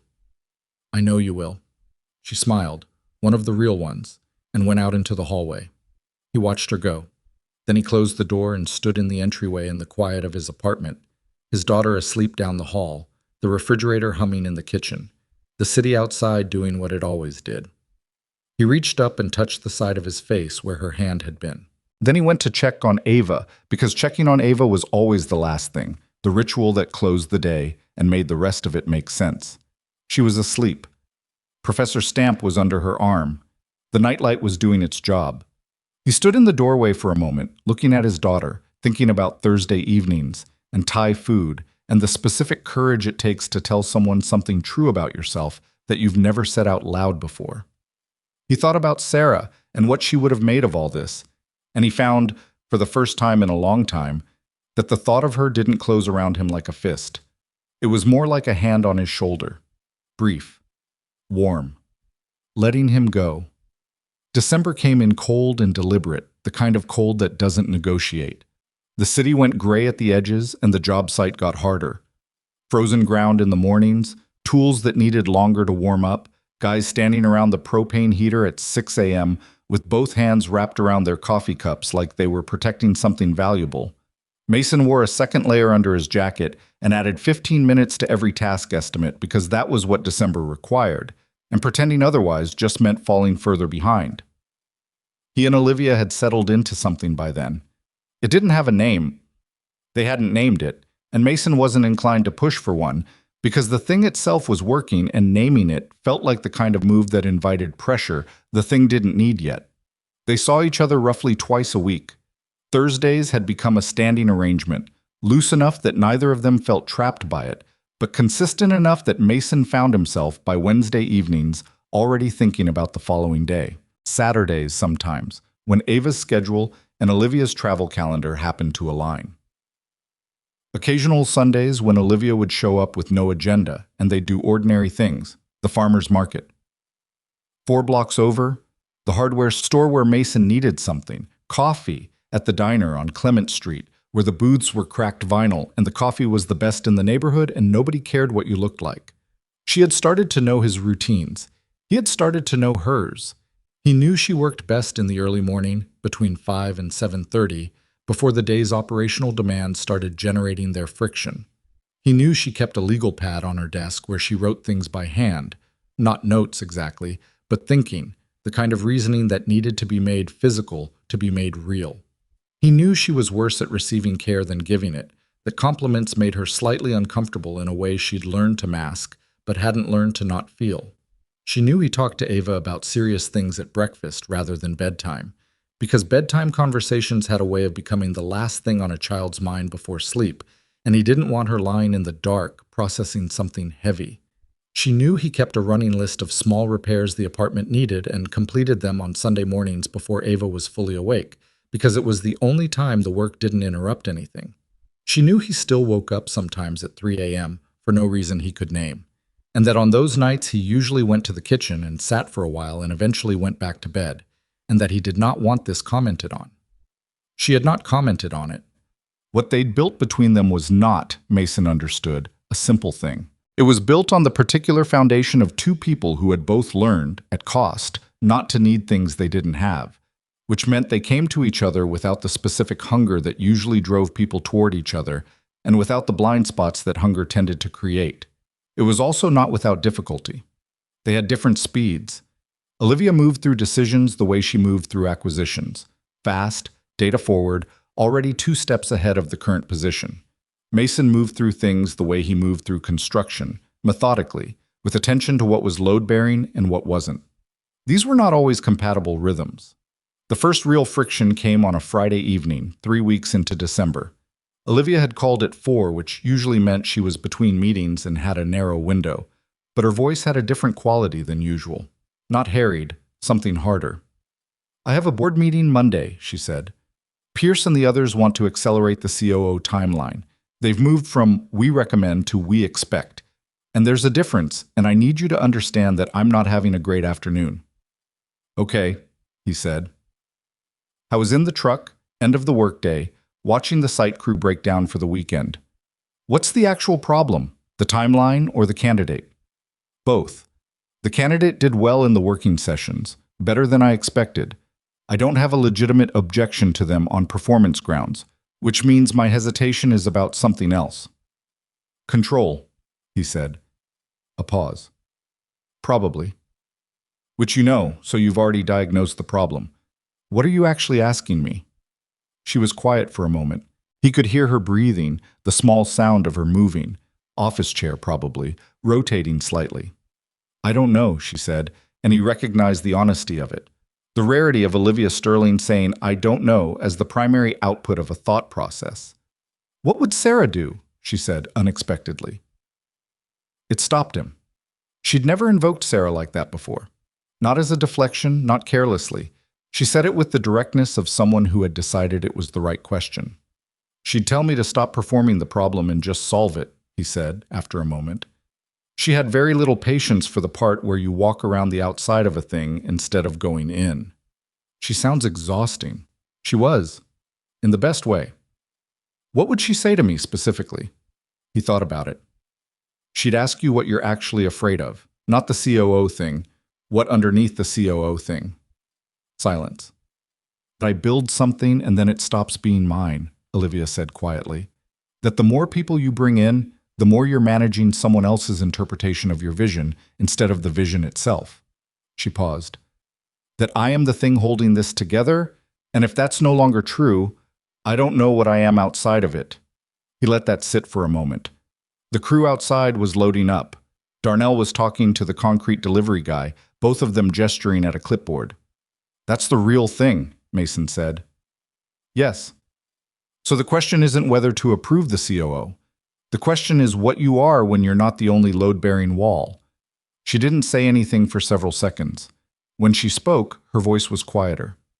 I haven't figured that out yet. Maybe that's what you work on. Separate from the board meeting. With you? If you want. She exhaled. Not quite a sigh, something more controlled. I want, she said. He came to her that evening, which was a reversal of their usual geography. He usually moved toward her neighborhood in the city's business district, only for specific reasons. But tonight she'd sounded like someone who needed to not be alone in the penthouse. And so he told Ava he'd be back by 10 and took the subway north. The penthouse was on the 32nd floor of a building that had been designed by someone with strong feelings about glass and negative space. Olivia met him at the elevator in a sweater and jeans. No armor, no professional architecture. And he understood immediately that this version of her apartment and this version of her were something she didn't often allow people to see. The apartment itself was large and considered, with the quality of a space that had been designed by someone with excellent taste and lived in by someone who hadn't quite caught up to it yet. There were books on every surface that didn't appear to be decorative, a drafting table in the corner near the window that was covered in printed documents and handwritten legal pads, and a view of the city at night that was genuinely staggering and that Mason spent about 15 seconds looking at before deciding he needed to stop or he'd spend the whole evening distracted. Whiskey? She said, already at the kitchen island. Small one. She poured two, handed him one, and leaned against the counter. She looked tired in a way that the professional surface usually prevented him from seeing. Tell me about the board, he said. She talked for 40 minutes. He listened, not passively, but with the focused attention he brought to things he was trying to understand structurally, asking questions when she reached a point where the logic seemed to be missing a step. It was, he'd come to realize, one of the things she valued in him. He didn't nod along. He asked the question that interrupted the flow because the interruption was the point. By the time she'd finished, they'd moved from the kitchen to the couch, the whiskey mostly gone, the city spread out beyond the windows in its indifferent evening luminosity. Say yes to the COO, Mason said, but negotiate the authority structure before they start. Put it in writing, what decisions go through you, what they have independent authority over, what requires joint agreement. Make it specific. Ambiguity is what allows someone else's interpretation to replace yours. She looked at him. You're telling me to protect the load-bearing walls. I'm telling you to identify them first so you know which ones they are. Then, yes, protect them. She was quiet, and in her quiet he could see her working. The rapid internal process she rarely let him see in its actual motion. The real-time assessment that usually happened off-screen and emerged as conclusions. That's right, she said finally. Yes, that's what I do Monday. You were going to get there on your own. Maybe, later. She looked at him sideways. You're faster. I just don't have anything invested in the answer. That's valuable, she said. That's what I needed. Someone without a stake in what I decide. They sat in the quiet for a while, the conversation finding its resting place, neither of them feeling the need to fill it. Then she said, I want to meet Ava. He didn't answer immediately, not because the answer was complicated, but because he wanted to give it the weight it deserved. Okay, he said, not this week, when it's right. I just wanted to say it out loud so it's real. So it's something we're moving toward rather than something we keep not quite saying. Okay, he said again, when it's right. She looked at him with the expression she got when she was checking whether he meant what he said at face value or whether there was reservation underneath it. He meant it. She could see that. She nodded once. The week before Christmas, Ava had her school play. She was a sheep. Not the main sheep, there were 4 sheep, and Ava had what she described as the second best sheep, because her sheep had a line, and 2 of the other sheep did not, and she had shared this hierarchy with Mason multiple times with the particular satisfaction of someone who has assessed the field accurately and knows where they stand. Mason had taken the afternoon off. He sat in the 3rd row of the school auditorium on a folding chair that was technically sized for an adult but felt provisional, surrounded by other parents with their phones out and their coats piled in their laps, and he watched his daughter stand on a stage in a cotton wool-covered costume and deliver her one line with the focused sincerity of someone who took the assignment seriously. The line was, I think I smell something. Ava delivered it with conviction. The auditorium laughed. Ava's expression remained entirely earnest, which made people laugh harder, which she did not appear to notice because she was a sheep, and sheep don't notice things like that. Mason laughed too, the uncomplicated kind, the kind that comes out before you've had a chance to decide whether it's appropriate. Afterward, in the hallway outside the auditorium, Ava came barreling out of the side door, still partly in costume, and grabbed his hand and said, "Did you hear my line? Did you hear it?" "I heard it. It was good, right? I practiced the way you said. I looked at a specific point on the wall. It was good, Av. You were the best sheep." "Second best," she corrected automatically. "Mariana had a whole paragraph, but I was definitely third, maybe." "Second," he said. "The other sheep in your row kept looking at her feet. You looked at the wall." She considered this seriously. "Yeah," she said. "Yeah, that's true." He took her to dinner afterward, the Italian place on their street that did the chicken parmesan she liked, and they sat across from each other in the red leather booth, and she told him about every detail of backstage, the costumes, the argument between two kids in the angel section about who had the better wings, the teacher who'd been so nervous she'd gone through half a pack of antacids, the moment Ava had realized, from behind the curtain, that the auditorium was full. "Were you scared?" he asked. "A little." She dipped her bread in the sauce. "But you said the thing about the wall, and it helped. When I was scared, I looked at the water stain on the back wall, and I just talked to the water stain." "Good strategy. The water stain doesn't judge you." "No," he said. "It doesn't." She ate for a moment, then, "Is Olivia coming to my play?" The question was casual, no agenda behind it that he could detect, just information gathering. "The play was tonight," he said carefully. "I know." She speared a piece of pasta. "I meant if there's another thing, like another play, or anything." She looked up. "She can come to things, Dad. It's okay." He looked at his daughter, 8 years old, one line in the school play, telling him it was okay. "Yeah," he said. "Maybe she will. She'd probably like the Italian place. I'll mention it." Ava went back to her pasta with the satisfied air of someone who had moved an agenda item forward without making it a production. He texted Olivia that night, after Ava was asleep. She asked if you'd come to her next thing. For what it's worth, she initiated the conversation. The response came quickly. "She sounds like someone I would like." "You've said that before." "It keeps being true." He smiled at his phone. "She said you'd probably like the Italian place on our street." "She's not wrong. I've walked past it." "When were you walking past my street?" A pause. "I was in the neighborhood." "You were not in the neighborhood. I may have been slightly out of my way." He stared at that for a moment, this woman who had walked past his street on purpose and not mentioned it, the particular way that communicated something she didn't say directly. "Italian place. Saturday. Bring your appetite." "Is that an invitation?" "It is." "Then yes." Saturday dinner at the Italian place was the four of them, Mason, Olivia, Ava, and Chet. Because Gerald had been available and Ava had made a compelling case, Gerald, who arrived in a sport coat and brought Winston's annual veterinary photo to show Ava because she'd asked for an update. Ava had asked for Gerald's presence specifically, which Mason had initially thought was a buffering strategy, a child's instinct to dilute the social intensity of a new person with a known quantity, but which turned out to be something more deliberate. Ava had apparently decided that if Gerald approved of Olivia, then the assessment carried more weight, because Gerald was, in Ava's accounting, a man of discernment. Mason watched his daughter run this evaluation with the patience of a scientist. She was not subtle about it.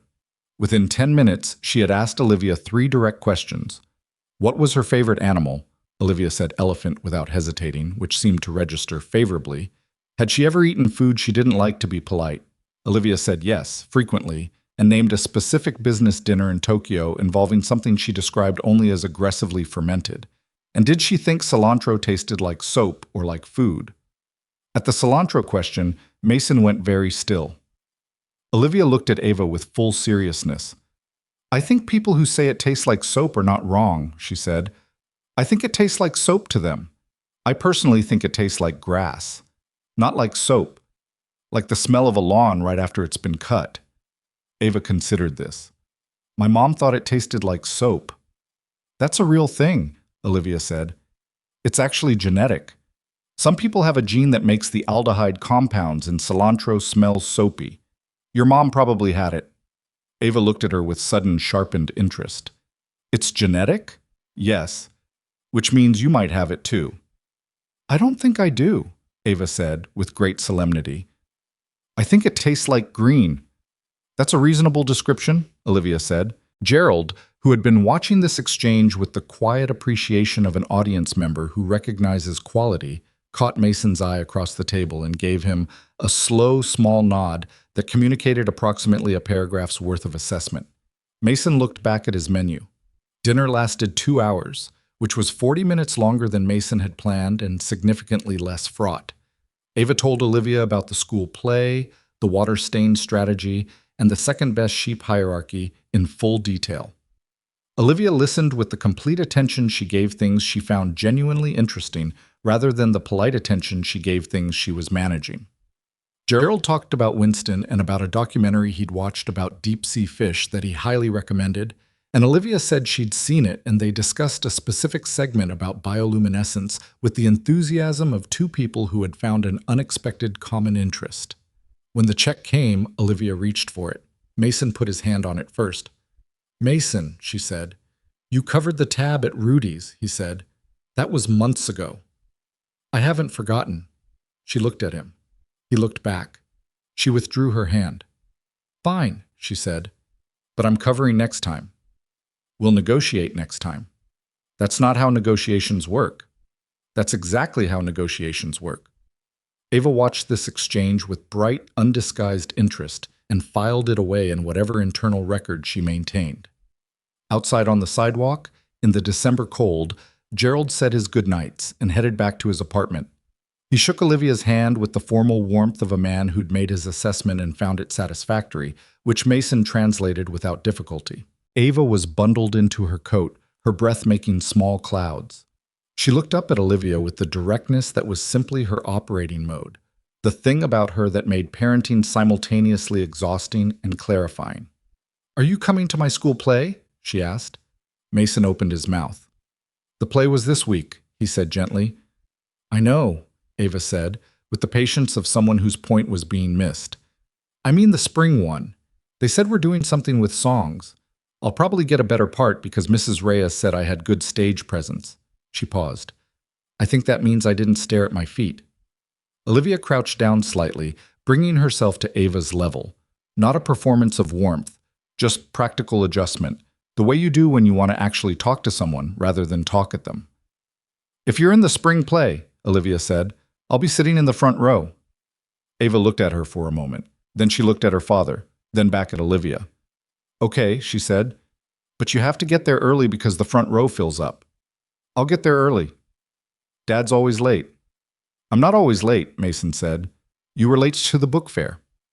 The book fair had an unclear start time. Olivia stood up, and he could see she was keeping her expression composed, but barely. I'll get there early, she repeated. I promise. Ava nodded, satisfied, and took Mason's hand as they started toward the building. She did not reach for Olivia's hand. She was 8, not 5, and she had a calibrated sense of what was appropriate for a Saturday in December on a sidewalk. But she walked on the side closest to Olivia, which Mason noted. January arrived and the cold deepened, and the thing between Mason and Olivia deepened with it. There was no dramatic moment. That was the thing about real change. It rarely arrived with the ceremony its magnitude deserved. It accumulated. It grew in the gaps between ordinary days, in the texture of regular contact, in the specific weight of knowing someone's morning voice, and their 3 a.m. patterns, and which problems they deflected toward logic, and which ones they couldn't quite reach on their own. Mason had started having Sundays again. Not in any grand sense, just Sundays that felt like something beyond logistical management, beyond the maintenance tasks and the Ava's schedule and the week's preparation. Olivia came sometimes.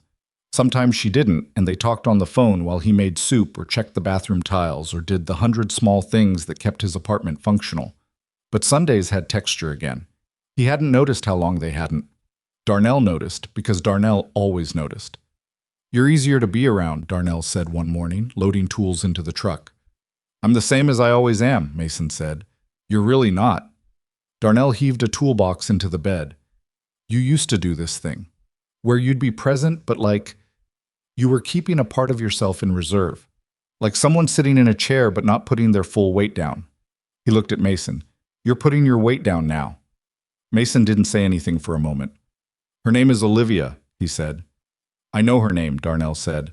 You haven't said it, but you've been a different person for 2 months. That obvious? To someone paying attention. He shut the tailgate.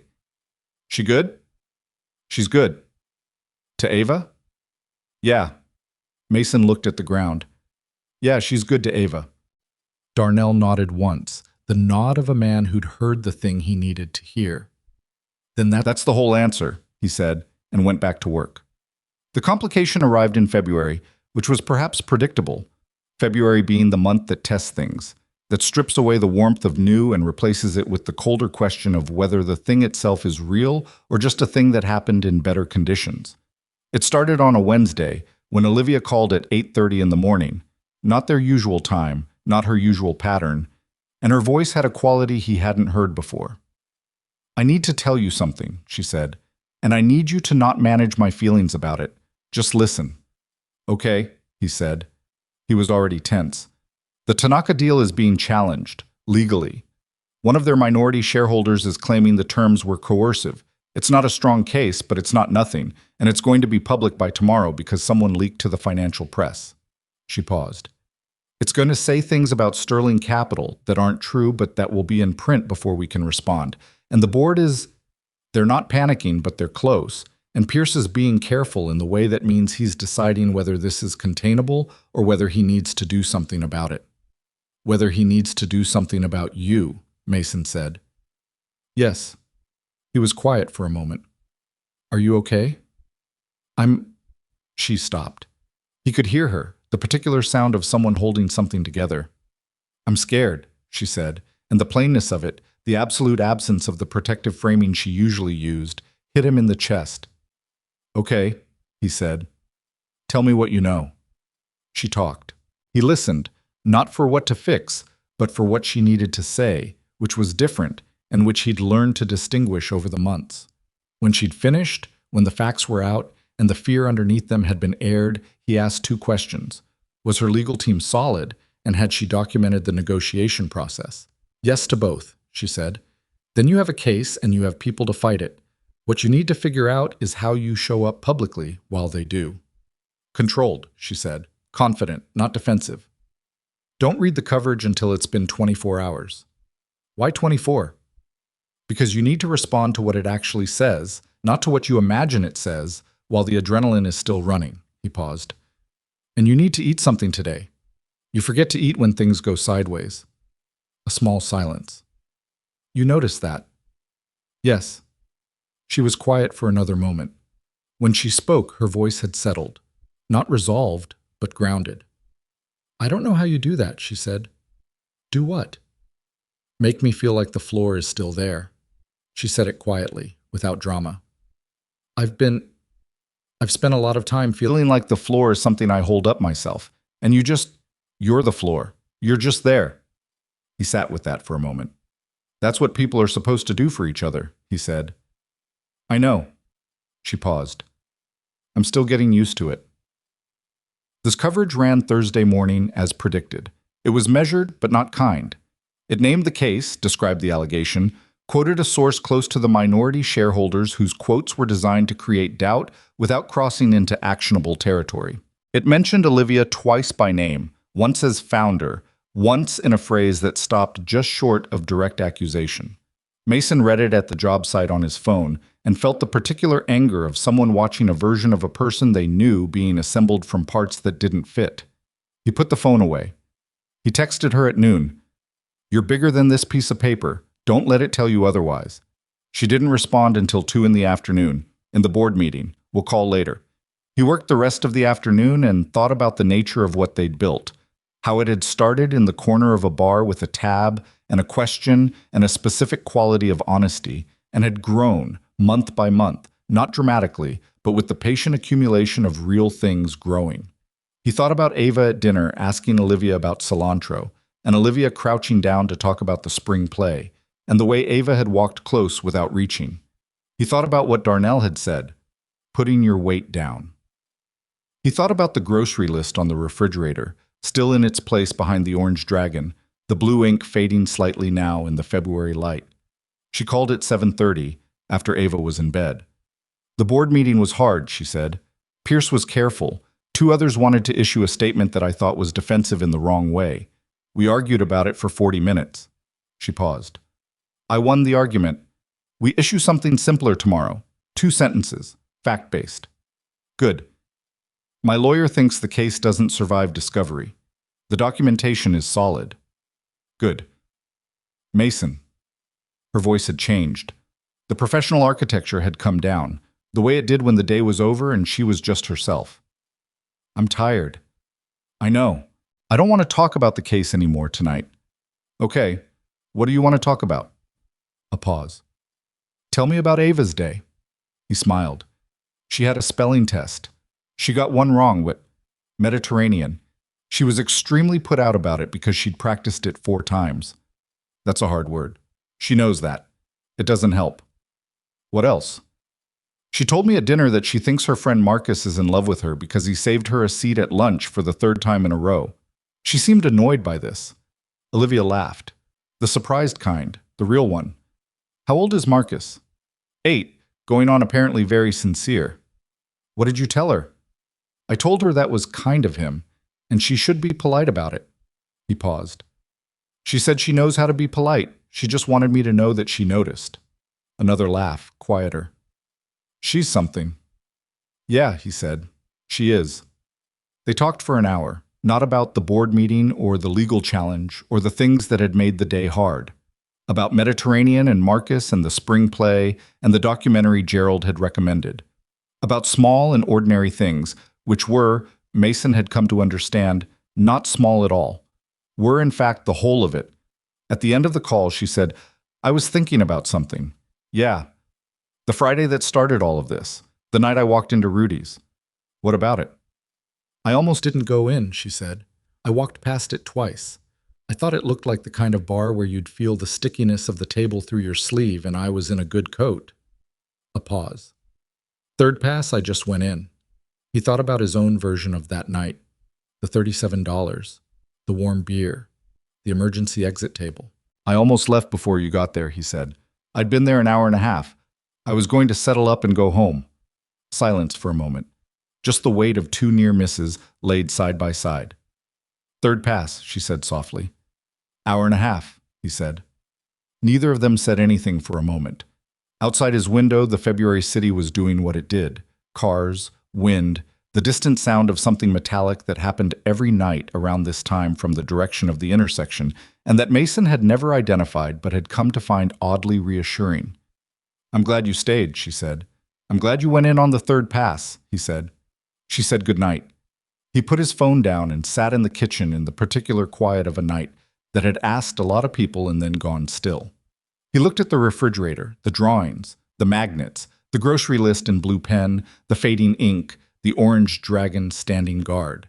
He got up. He stood in front of the refrigerator for a long moment. He put his fingers on the corner of the grocery list and held it there. Then he let go. Not yet. But he'd touched it. He'd been able to touch it, which was different from before. He went to check on Ava. She was asleep, Professor Stamp at his post, the nightlight doing its job. Mason stood in the doorway for his usual minute and found, as he had been finding more and more lately, that the standing was not weighted with what it used to be weighted with, that it was becoming what it should probably always have been, just a father looking at his daughter, glad of her, full of her, needing nothing from the moment except the moment itself. He went to bed. He slept without waking at 3 a.m., which didn't happen every night but happened more than it used to. Outside, the city moved through its February frequencies, cold and indifferent and full of the 10,000 small decisions that accumulated into lives. A woman walking past a bar twice and going in on the 3rd try, a man staying 45 minutes longer than he'd planned, 2 near misses that didn't miss, and all that followed from the ordinary miracle of that. The Tanaka case collapsed in March. Not dramatically. Legal things rarely ended the way movies suggested they did, with a gavel and a definitive pronouncement in a wood-paneled room. It ended on a Tuesday afternoon when the minority shareholders' legal team filed a withdrawal, citing insufficient grounds, and Olivia's attorney sent her a text that said simply, "It's done. Call me when you can." She called Mason first. He was on the site, 3 floors up on the Brennan Street commercial build, standing on a plywood deck with the wind coming off the water and the city spread out below him. He saw her name on the screen and stepped back from the edge, away from the noise. "It's over," she said. He could hear it in her voice, not triumph, which was what he might have expected from someone who'd won something quieter and more complicated than triumph. The specific exhaustion of a thing that had pressed down on you for weeks finally lifting, and the strange weightlessness that followed. "You okay?" he asked. "I think so." A pause. "I think I need about 3 days of not thinking about it before I'll know for sure." "Take them." "I can't take 3 days." "Olivia." I know. He could hear her moving. She paced when she was processing, he'd learned, small tight circuits around whatever space she was in. "I'll take the weekend, Friday afternoon through Sunday." "The whole weekend?" "The whole weekend," she conceded. "What are you doing Saturday?" He thought about the weekend. Ava had a birthday party Saturday afternoon, the kind with a venue and organized chaos and parents standing around the perimeter looking at their phones. He was free by 5. "After 5, he said. "Come to me," she said. "Both of you. I'll cook." He paused at that. Olivia cooking was not a thing that had yet happened in the geography of their relationship. She'd brought food, ordered food, identified the best food within 4 blocks of any location she occupied. She had not cooked. "You cook?" he said. "I'm choosing to be slightly offended by that question. I'm not doubting you. I'm genuinely asking. My mother taught me 4 recipes when I was 12 and told me a woman who could cook 4 things well would never need to know more than that." A pause. "She was wrong about a lot, but not about that." "What are the 4 things?" "You'll find out Saturday." He showed up at 5:40 with Ava, who had attended the birthday party with the focused social energy of a child who takes parties seriously, and arrived at his truck afterward with streamers in her hair and the slightly manic residual of too much sugar running its final laps. In the elevator to the 32nd floor, Ava stood very still and watched the numbers climb and did not say anything, which was unusual enough that Mason looked down at her. "You okay?" "It's very high," she said with the candor of someone reporting a fact rather than expressing fear. "We're almost there." "I know." She looked at the numbers. "Does she live up here all the time?" "Yes." "By herself?" "Yes." Ava considered this. "That seems like a lot of elevator rides." The doors opened. Olivia was waiting. Not staged, she'd simply heard the elevator and come to meet them, which Mason registered as the difference between a performance of welcome and an actual one. She was in jeans and a gray sweater with a dish towel over her shoulder, which was such a different register from every other version of Olivia he'd seen in public that he had a brief moment of adjustment. Ava stepped out of the elevator and looked up at her. "Hi," Ava said. "Hi," Olivia said. "You have streamers in your hair." "I know." Ava reached up, found one, and pulled it out, examined it. Clara's party had a photo booth. Was it a good party? It was okay. The cake was too sweet. The games were a little young for us. She handed Mason the streamer with the authority of someone divesting luggage. "Your apartment is very tall." "It is," Olivia said. "Do you want to see the view?" "Yes," Ava said immediately, and walked in like she'd been coming here for years. Dinner was pasta, not from a jar, from actual process, with a sauce that had been reducing on the stove since what Olivia admitted was 2:30 that afternoon, because the first attempt had been wrong and she'd started over. Mason tasted it and understood why she'd started over and why the second attempt had been worth it. Ava ate 2 servings, which was her unambiguous rating system, and asked if Olivia had made the pasta itself or just the sauce. "Just the sauce," Olivia said. "My teacher says making pasta is hard," Ava said. "Your teacher is right." "Could you learn?" Olivia looked at her. "Probably, with practice." Ava nodded, satisfied, and went back to her bowl. "My dad burned rice once," she said by way of context. "He says it's the one thing he can't do right." "I can do rice," Mason said. "You can do the rice, but not the time," Ava said. "You always forget about it." "That's a fair distinction," Olivia said gravely. "Thank you." Ava said, equally gravely. Mason looked between them, his daughter and this woman who had walked into his life through the door of the worst bar in the neighborhood on a night when everything had been going wrong, and felt something he didn't try to name because naming it would make it into something he needed to manage, and right now he just wanted to be inside it without needing to do anything to it at all. After dinner, Ava asked to see the rest of the apartment. Olivia gave her the tour with the straightforward manner of someone who doesn't perform their own space. Here's the room. Here's the thing in it. These are the books. Ava asked questions with her characteristic systematic thoroughness. Why was the drafting table by the window specifically? What were the papers on it? What was the view like in the morning compared to now? At the drafting table, Ava stopped and looked at the legal pads covered in Olivia's handwriting, the dense, compressed thinking on paper that Mason had come to recognize as Olivia's actual mind in visible form. Is this your thinking? Ava asked. Olivia looked at the pads. Yes? It looks like math, but it's not math. It's something like math. It's how I figure out whether ideas are sound or just feel sound. Ava looked at this for a moment with the expression she got when she was filing something away. My dad does this on the back of envelopes, she said. When he's figuring out a problem, he writes the numbers and then crosses them out and writes different numbers. Same idea, Olivia said. Ava looked between the legal pad and Olivia with a child's unmediated assessment.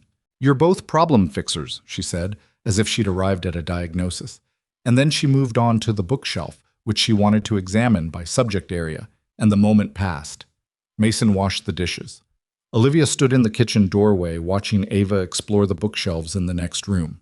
And she and Mason were quiet together in the particular way of two people who are comfortable enough with each other that the silence has texture. She's extraordinary, Olivia said quietly. She's something, he said, which was what he always said, and which meant the same thing. She looks at you, Olivia said. I noticed it at dinner. Every few minutes she looks at you, not checking, just like she's confirming you're there. He looked at his hands in the dishwater. She's done that since she was little, since Sarah died. He paused. The therapist called it a secure attachment response. It looks like dependency, but it's actually confidence. She looks because she knows I'll be there, not because she's afraid I won't. Olivia was quiet for a moment. I didn't have anyone to look at, she said. When I was her age, my parents were present, but not available. There's a difference. I know. I think I've been looking for somewhere to look my whole adult life, she said, and I didn't know that until I started looking at you. He turned from the sink. She was leaning against the doorframe with her arms folded, not defensively, but in the way of someone who has just said something true and is waiting to see what the air does with it. He dried his hands. Olivia, he said. Don't make it into a whole thing, she said. I'm just telling you. I know. He looked at her. I'm just telling you that I hear you. She held his gaze for a moment, then nodded once, and went to rescue her bookshelf from Ava's increasingly ambitious reorganization project. Spring came the way spring always came in that city, not gradually, but in lurches, cold and then suddenly less cold, trees making decisions overnight, the light changing its angle in a way that altered the entire character of the streets. Mason noticed it on the job site first, the way he always noticed seasonal change there before he noticed it anywhere else. The way the ground responded differently underfoot, the way the light hit the steel at a different angle by late afternoon. The Brennan Street build was ahead of schedule for the first time in 4 months, which Darnell credited to the crew and Mason credited to Darnell, and Darnell said he was going to get Mason a dictionary so he could look up the word accept, and Mason said he'd add it to the list of things he was working on. Olivia's COO had been in place since February, a woman named Ruth Chen, who had taken the working session evaluation with the steady competence of someone who'd been doing serious work for a long time without needing it acknowledged. Olivia had come home from Ruth's first full week with the expression of someone who'd expected to feel displaced and instead felt something closer to relief. She's better at the operational structure than I am, Olivia told Mason. Not better at the vision, not better at reading where the market is actually moving before anyone says it out loud. But the infrastructure, the internal governance, the reporting architecture, she's just better. And it's fine. She said it like someone who had arrived at a destination and was surprised to find it habitable. It's actually fine. It turns out the thing I was protecting wasn't the operations. It was the decisions that matter, and those are still mine. Because you wrote it into the contract, he said. Because I wrote it into the contract, she agreed, and because Ruth is good enough not to need to expand her authority into space that isn't hers. So Pierce was right. She looked at him. Pierce was right about the idea. He was wrong about the timeline and the candidate selection process, and I was right about those, so let's call it a draw. A draw where you both got what you wanted. The best kind of draw. The spring play was the third week of April. Ava had graduated from second best sheep to a speaking role. Not the lead, but a named character with 4 lines and what Ava described as a clear emotional arc, a phrase she had absorbed from somewhere and deployed with complete seriousness. Mason had saved 2 seats in the front row. He'd arrived 40 minutes early, which was a personal record in which he attributed entirely to Ava's advanced warning that Olivia had promised the front row and front rows filled early. He had 2 chairs with his jacket on them by the time Olivia arrived, slightly breathless, having come directly from a meeting that ran long. She sat beside him and unwound her scarf and looked at the stage. At the painted backdrop, the rows of folding chairs filling with parents and younger siblings and grandparents with recording devices. I made it, she said. You made it.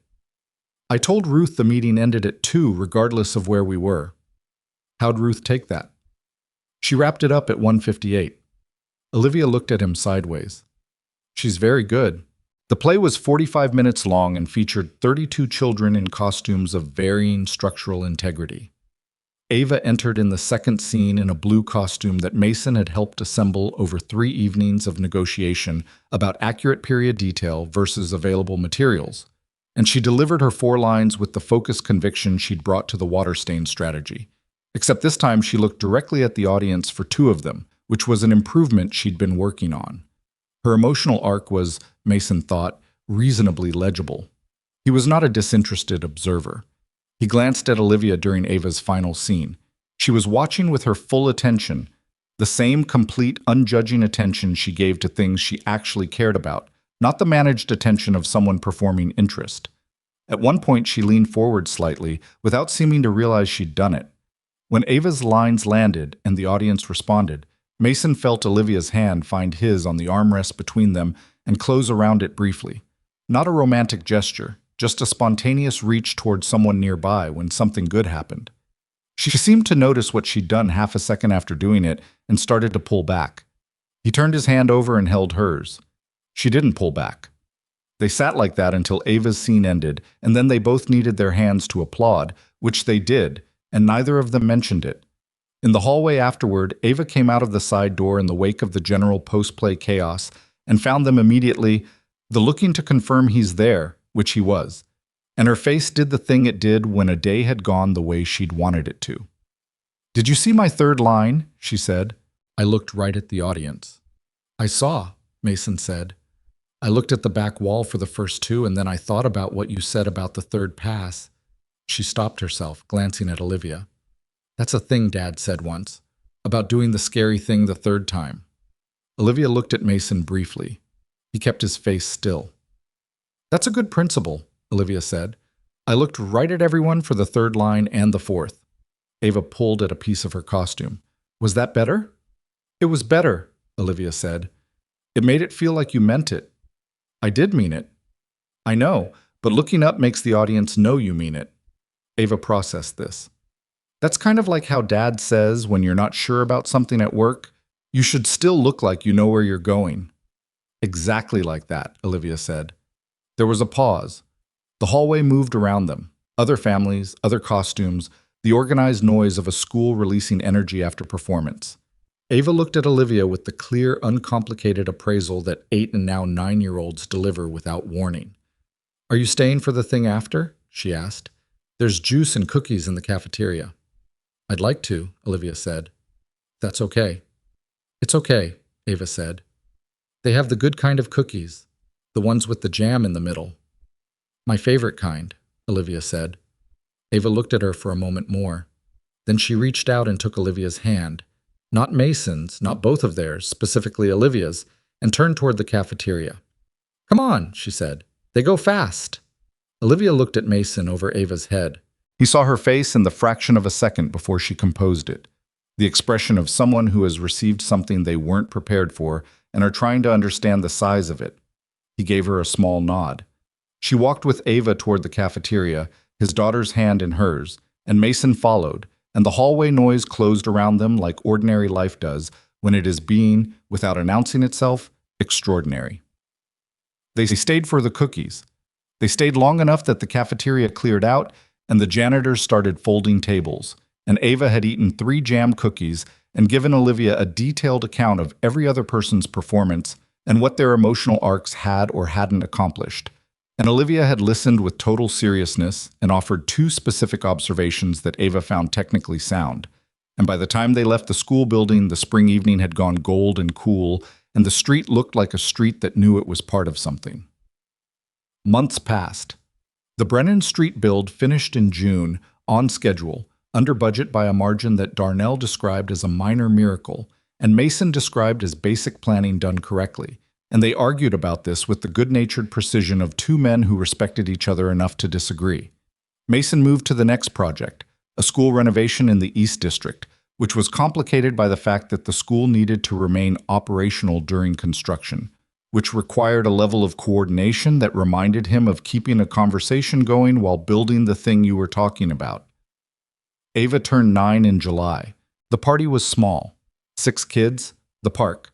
A cake that Mason made from a recipe he'd been practicing for 2 months without telling her, which she declared the best cake she'd ever had, in the voice of someone who meant it, and also understood it would be instrumentally useful to mean it. Olivia gave her a book about ocean ecosystems, which Ava identified immediately as not a random selection. "You remembered about the bioluminescence," Ava said, holding the book. "You mentioned it to Gerald. Gerald mentioned it to me." Ava looked at the book and then at Olivia with the expression of someone recalibrating an estimate upward. "You talked to Gerald about what I care about. I wanted to get you something you'd actually use." Ava was quiet for a moment. "Thank you," she said, with a sincerity that had no performance in it. Then she went to show the book to her friends because she was 9, and the social obligations of her birthday party were not suspended for moments of emotional weight. Later, after the friends had gone, and Ava was inside watching television with the boneless relaxation of a child who'd had a full day, Mason and Olivia sat on the park bench where they'd been supervising the afternoon, the evening coming down around them, the park going quiet. "I need to tell you something," Mason said. She waited. He looked at the empty space where the kids had been playing an hour ago, at the flattened grass and the abandoned chalk drawings at the edge of the path. "I took the grocery list down," he said. She didn't say anything. "Last week. Thursday morning, before work." He paused. "I held it for a while, and then I put it in the box with the other things I'm keeping. The photos and the card from the hospital and the letter she wrote me when we were first dating." He looked at his hands. Not throwing it away, just not on the refrigerator. He felt Olivia's hand on his arm, light and steady. "How was it?" she asked. "Hard," he said. "And also, right. Those were both true at the same time." He paused. Ava asked where the list went. "I told her I'd put it somewhere safe because I wanted to make sure it didn't fade anymore." She thought about it and said that made sense because paper doesn't last forever, and we should take care of important things. He exhaled slowly. 8-year-old delivered me a philosophy of grief in about 12 seconds. 9-year-old, Olivia said. 9-year-old. He almost smiled. The park was quiet around them. The light was doing the thing it does on good summer evenings, going amber and long, making ordinary things look like they're worth keeping. "Mason," Olivia said. He turned to look at her. She had the expression she got when she was going to say something true without the scaffolding, the way she'd learned to do over the months. The way that still cost her something, but cost less than it used to. "I love you," she said. "I want you to know that. Not because I need you to say it back right now. Because it's true, and I've been thinking it for a while, and it felt wrong to keep knowing it without you knowing it." He looked at her for a long moment. This woman who had gone into the bar on the third pass, who had sat in the worst corner of a room full of strangers and spotted the other person who needed the honesty of not being seen, who had eaten grilled cheese at his kitchen table in a good coat and asked him to tell her about Ava and listened like it mattered, because it did, who had figured out what Gerald had told her about bioluminescence, who had sat in the front row like she'd promised. I know, he said. I love you too. He said it the way he said true things, without ornament, just the words and the weight behind them. I've known for a while, I just needed to do the Thursday thing first. She understood immediately. The grocery list, the box, the putting in order of what was still his and what he was now free to give. I know, she said. I know you know, he said. They sat with that for a moment. Two people on a bench in a park in the summer evening, in possession of a thing they'd built carefully and honestly out of the broken materials of their separate previous lives. It was not a perfect thing. It had the seams showing of everything real, but it was sound.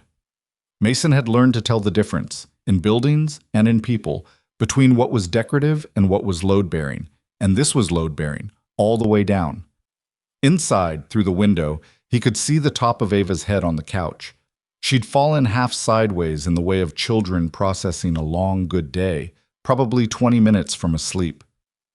I want to ask you something, he said, and I want you to take as long as you need. She turned to face him. I know what I'm asking, he said. I know it's not just the two of us. I know Ava is the whole deal. You'd be walking into something that isn't simple, and I've never wanted to minimize that, not once since the beginning. He looked at her steadily. But I'm done with the version of my life where I'm good at being alone. I'm done with the floor being something I hold up by myself. He paused. I'd like you to stay. Not just in the ways we've been doing, all the way. However that looks, however long it takes to figure out the logistics, whatever it requires. He held her gaze. I'm asking you to stay. Olivia was quiet for a long moment. He let her be quiet, because that was the kind of answer that deserved to be answered from the actual place it came from, not from the surface. I already am staying, she said. I've been staying for months. I just didn't want to say it before you were ready to hear it. He looked at her. You were working toward Thursday, she said. I knew that. I was willing to wait because the thing on the other side of Thursday was going to be real, and real was what I wanted. She paused. I'm not good at waiting. I had to work at it. I know you did, he said. I saw. Was it obvious? No, but I know what it looks like when you're managing something. She laughed, a brief, real one. I contain multitudes. Yes, you do. They were quiet together for a moment. Then she leaned her head against his shoulder, which was not something she did casually. She was not a person who leaned. It cost her something, which made it matter more. He put his arm around her and they sat in the park as the evening finished its business with the light. And inside the apartment, Ava was almost certainly asleep on the couch by now. Professor Stamp probably somewhere nearby, the cake box on the counter, the refrigerator humming with its new geography. The orange dragon still there, the drawing still there, the alphabet magnets and the Niagara Falls one and all, the years of accumulated ordinary life. But the blue ink grocery list now in the box where it was safe, where it would not fade any further. The thing that people don't tell you about grief. The thing Mason had learned slowly and at cost over 4 years, is that it doesn't end. It doesn't resolve into something clean. It becomes part of the structure rather than the whole of it, load-bearing in its own way, informing everything without dominating anything. Sarah was in the way he'd learned to be patient, in the way Ava laughed, in the 3 a.m. hours that had been happening less, and the ones that still happened, and probably always would. She was in the box on the closet shelf. She was in the grocery list, preserved in the dark. And she was in some way Mason couldn't have articulated to anyone but suspected was true, in the fact that he had stayed at Rudy's that Tuesday night instead of going home. In the quality of exhaustion that had made him recognizable to a stranger across a dim room. In the openness that grief had broken him into, the specific kind of available that you can only become by having been completely undone and then rebuilt, slowly, by the unglamorous work of daily survival. He would not have been that man in that bar if he had not loved Sarah. He would not have been the man who knew how to be real with Olivia if he hadn't spent 4 years learning, out of pure necessity, that pretending was too expensive. You don't get to choose what breaks you. You sometimes get to choose what you do in the aftermath. Olivia, for her part, was coming to understand something she hadn't had language for in the years she'd been running herself on pure capability and managed surface. That strength was not the same as self-sufficiency, and that needing people was not a structural weakness but a structural requirement, the way buildings need more than one wall. She had built something extraordinary from $140,000 and the will to not care what anyone thought. She did not regret a day of it, but she was beginning to understand that the building she was proudest of was not on any balance sheet, had not been covered in any magazine, had no quantifiable return. It was a third-floor apartment with a broken elevator and drawings on the refrigerator, and a 9-year-old who had decided, with the sovereign authority of a child who has assessed the field and made her call, that Olivia was allowed to come to things. It was a park bench in summer. It was the particular quality of a conversation that doesn't need to perform anything, between two people who have agreed, through months of small honest acts, to simply be real with each other. In the weeks that followed, the shape of things became clearer. Olivia did not move in immediately. There was Ava to consider, and logistics, and the honest conversation between three people about what this looked like practically. Ava participated in this conversation with her characteristic approach. Direct questions, reasonable concerns, one request that Olivia should please not rearrange the kitchen because the kitchen made sense how it was. Olivia agreed not to rearrange the kitchen. Ava considered this satisfactory.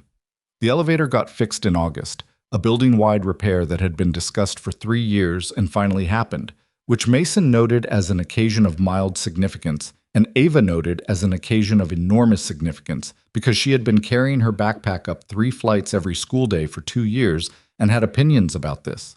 Olivia came with dinner the first night the elevator worked, and the 3 of them rode it up together, and Ava pressed the button for 3 with the ceremony of someone operating something that has earned its trust back, and they rose together through the building's repaired machinery and got off at the 3rd floor, and Mason unlocked 3C and they went inside. The kitchen was how it was. The refrigerator was covered in drawings. The drawings now included 2 new additions from Ava's summer, and between the alphabet magnets and the Niagara Falls one and the fruit magnets. There was a new one, small, shaped like a compass rose, a magnet Olivia had brought back from a work trip in May and set on the counter without ceremony, and which Ava had put on the refrigerator without being asked. It was still there. It had found its place in the arrangement.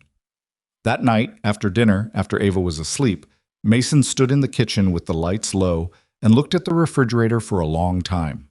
At the drawings and the magnets and the compass rose and the orange dragon and all the evidence of the years that had accumulated on its surface, the record of a life, imperfect and continuing, held in place by small ordinary forces. He thought about what Olivia had said months ago, in this kitchen, the first night, eating grilled cheese. There's a difference between being good at something and the something being good. He had been good at enduring. He had been good at holding things together alone, at running on what was available, at asking nothing from anyone that he couldn't eventually replace with his own effort. He had gotten very efficient at it. And he had told himself for years that efficiency was the same as sufficiency, that a life which worked was a life that was working. He had been wrong, and he had needed the specific quality of one Tuesday night, the $37, the warm beer, the emergency exit table, to find out. You don't get to pick the circumstances of the moments that change things. You barely get to recognize them when they're happening. You get the call in the middle of the day, and you answer it, or you walk past the bar twice and go in on the 3rd pass, or you stay 45 minutes longer than you intended, and a stranger sits at the corner of your table and asks the kind of questions that cut to the thing. And then you pay attention. That's the whole of it. You pay attention to what's actually in front of you instead of what you expected or feared, and you stay honest, and you do the work of letting people know who you actually are rather than who you need them to believe you are. It's unglamorous work. It doesn't have a good narrative shape. It doesn't arrive with ceremony. But it's the only work that produces anything that lasts. Olivia came to stand beside him in the kitchen doorway. She looked at the refrigerator. She put the compass rose next to the dragon, she said. I noticed. I didn't ask her to. I know you didn't. She looked at it for a moment. That means something, she said quietly. It means something, he agreed. Outside, the city did what it always did. Somewhere down the block, someone was playing music. Something with a low, rolling rhythm that came up through the floor of the night. A dog barked twice. A car went by.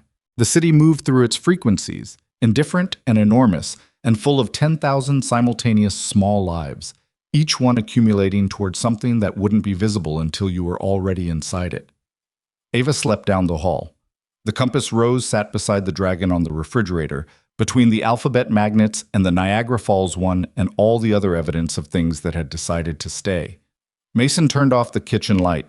They went to sit in the living room in the low lamplight, not talking about anything in particular, just being in the same place at the end of a day, which was, he had learned, not a small thing. It was in fact the whole point.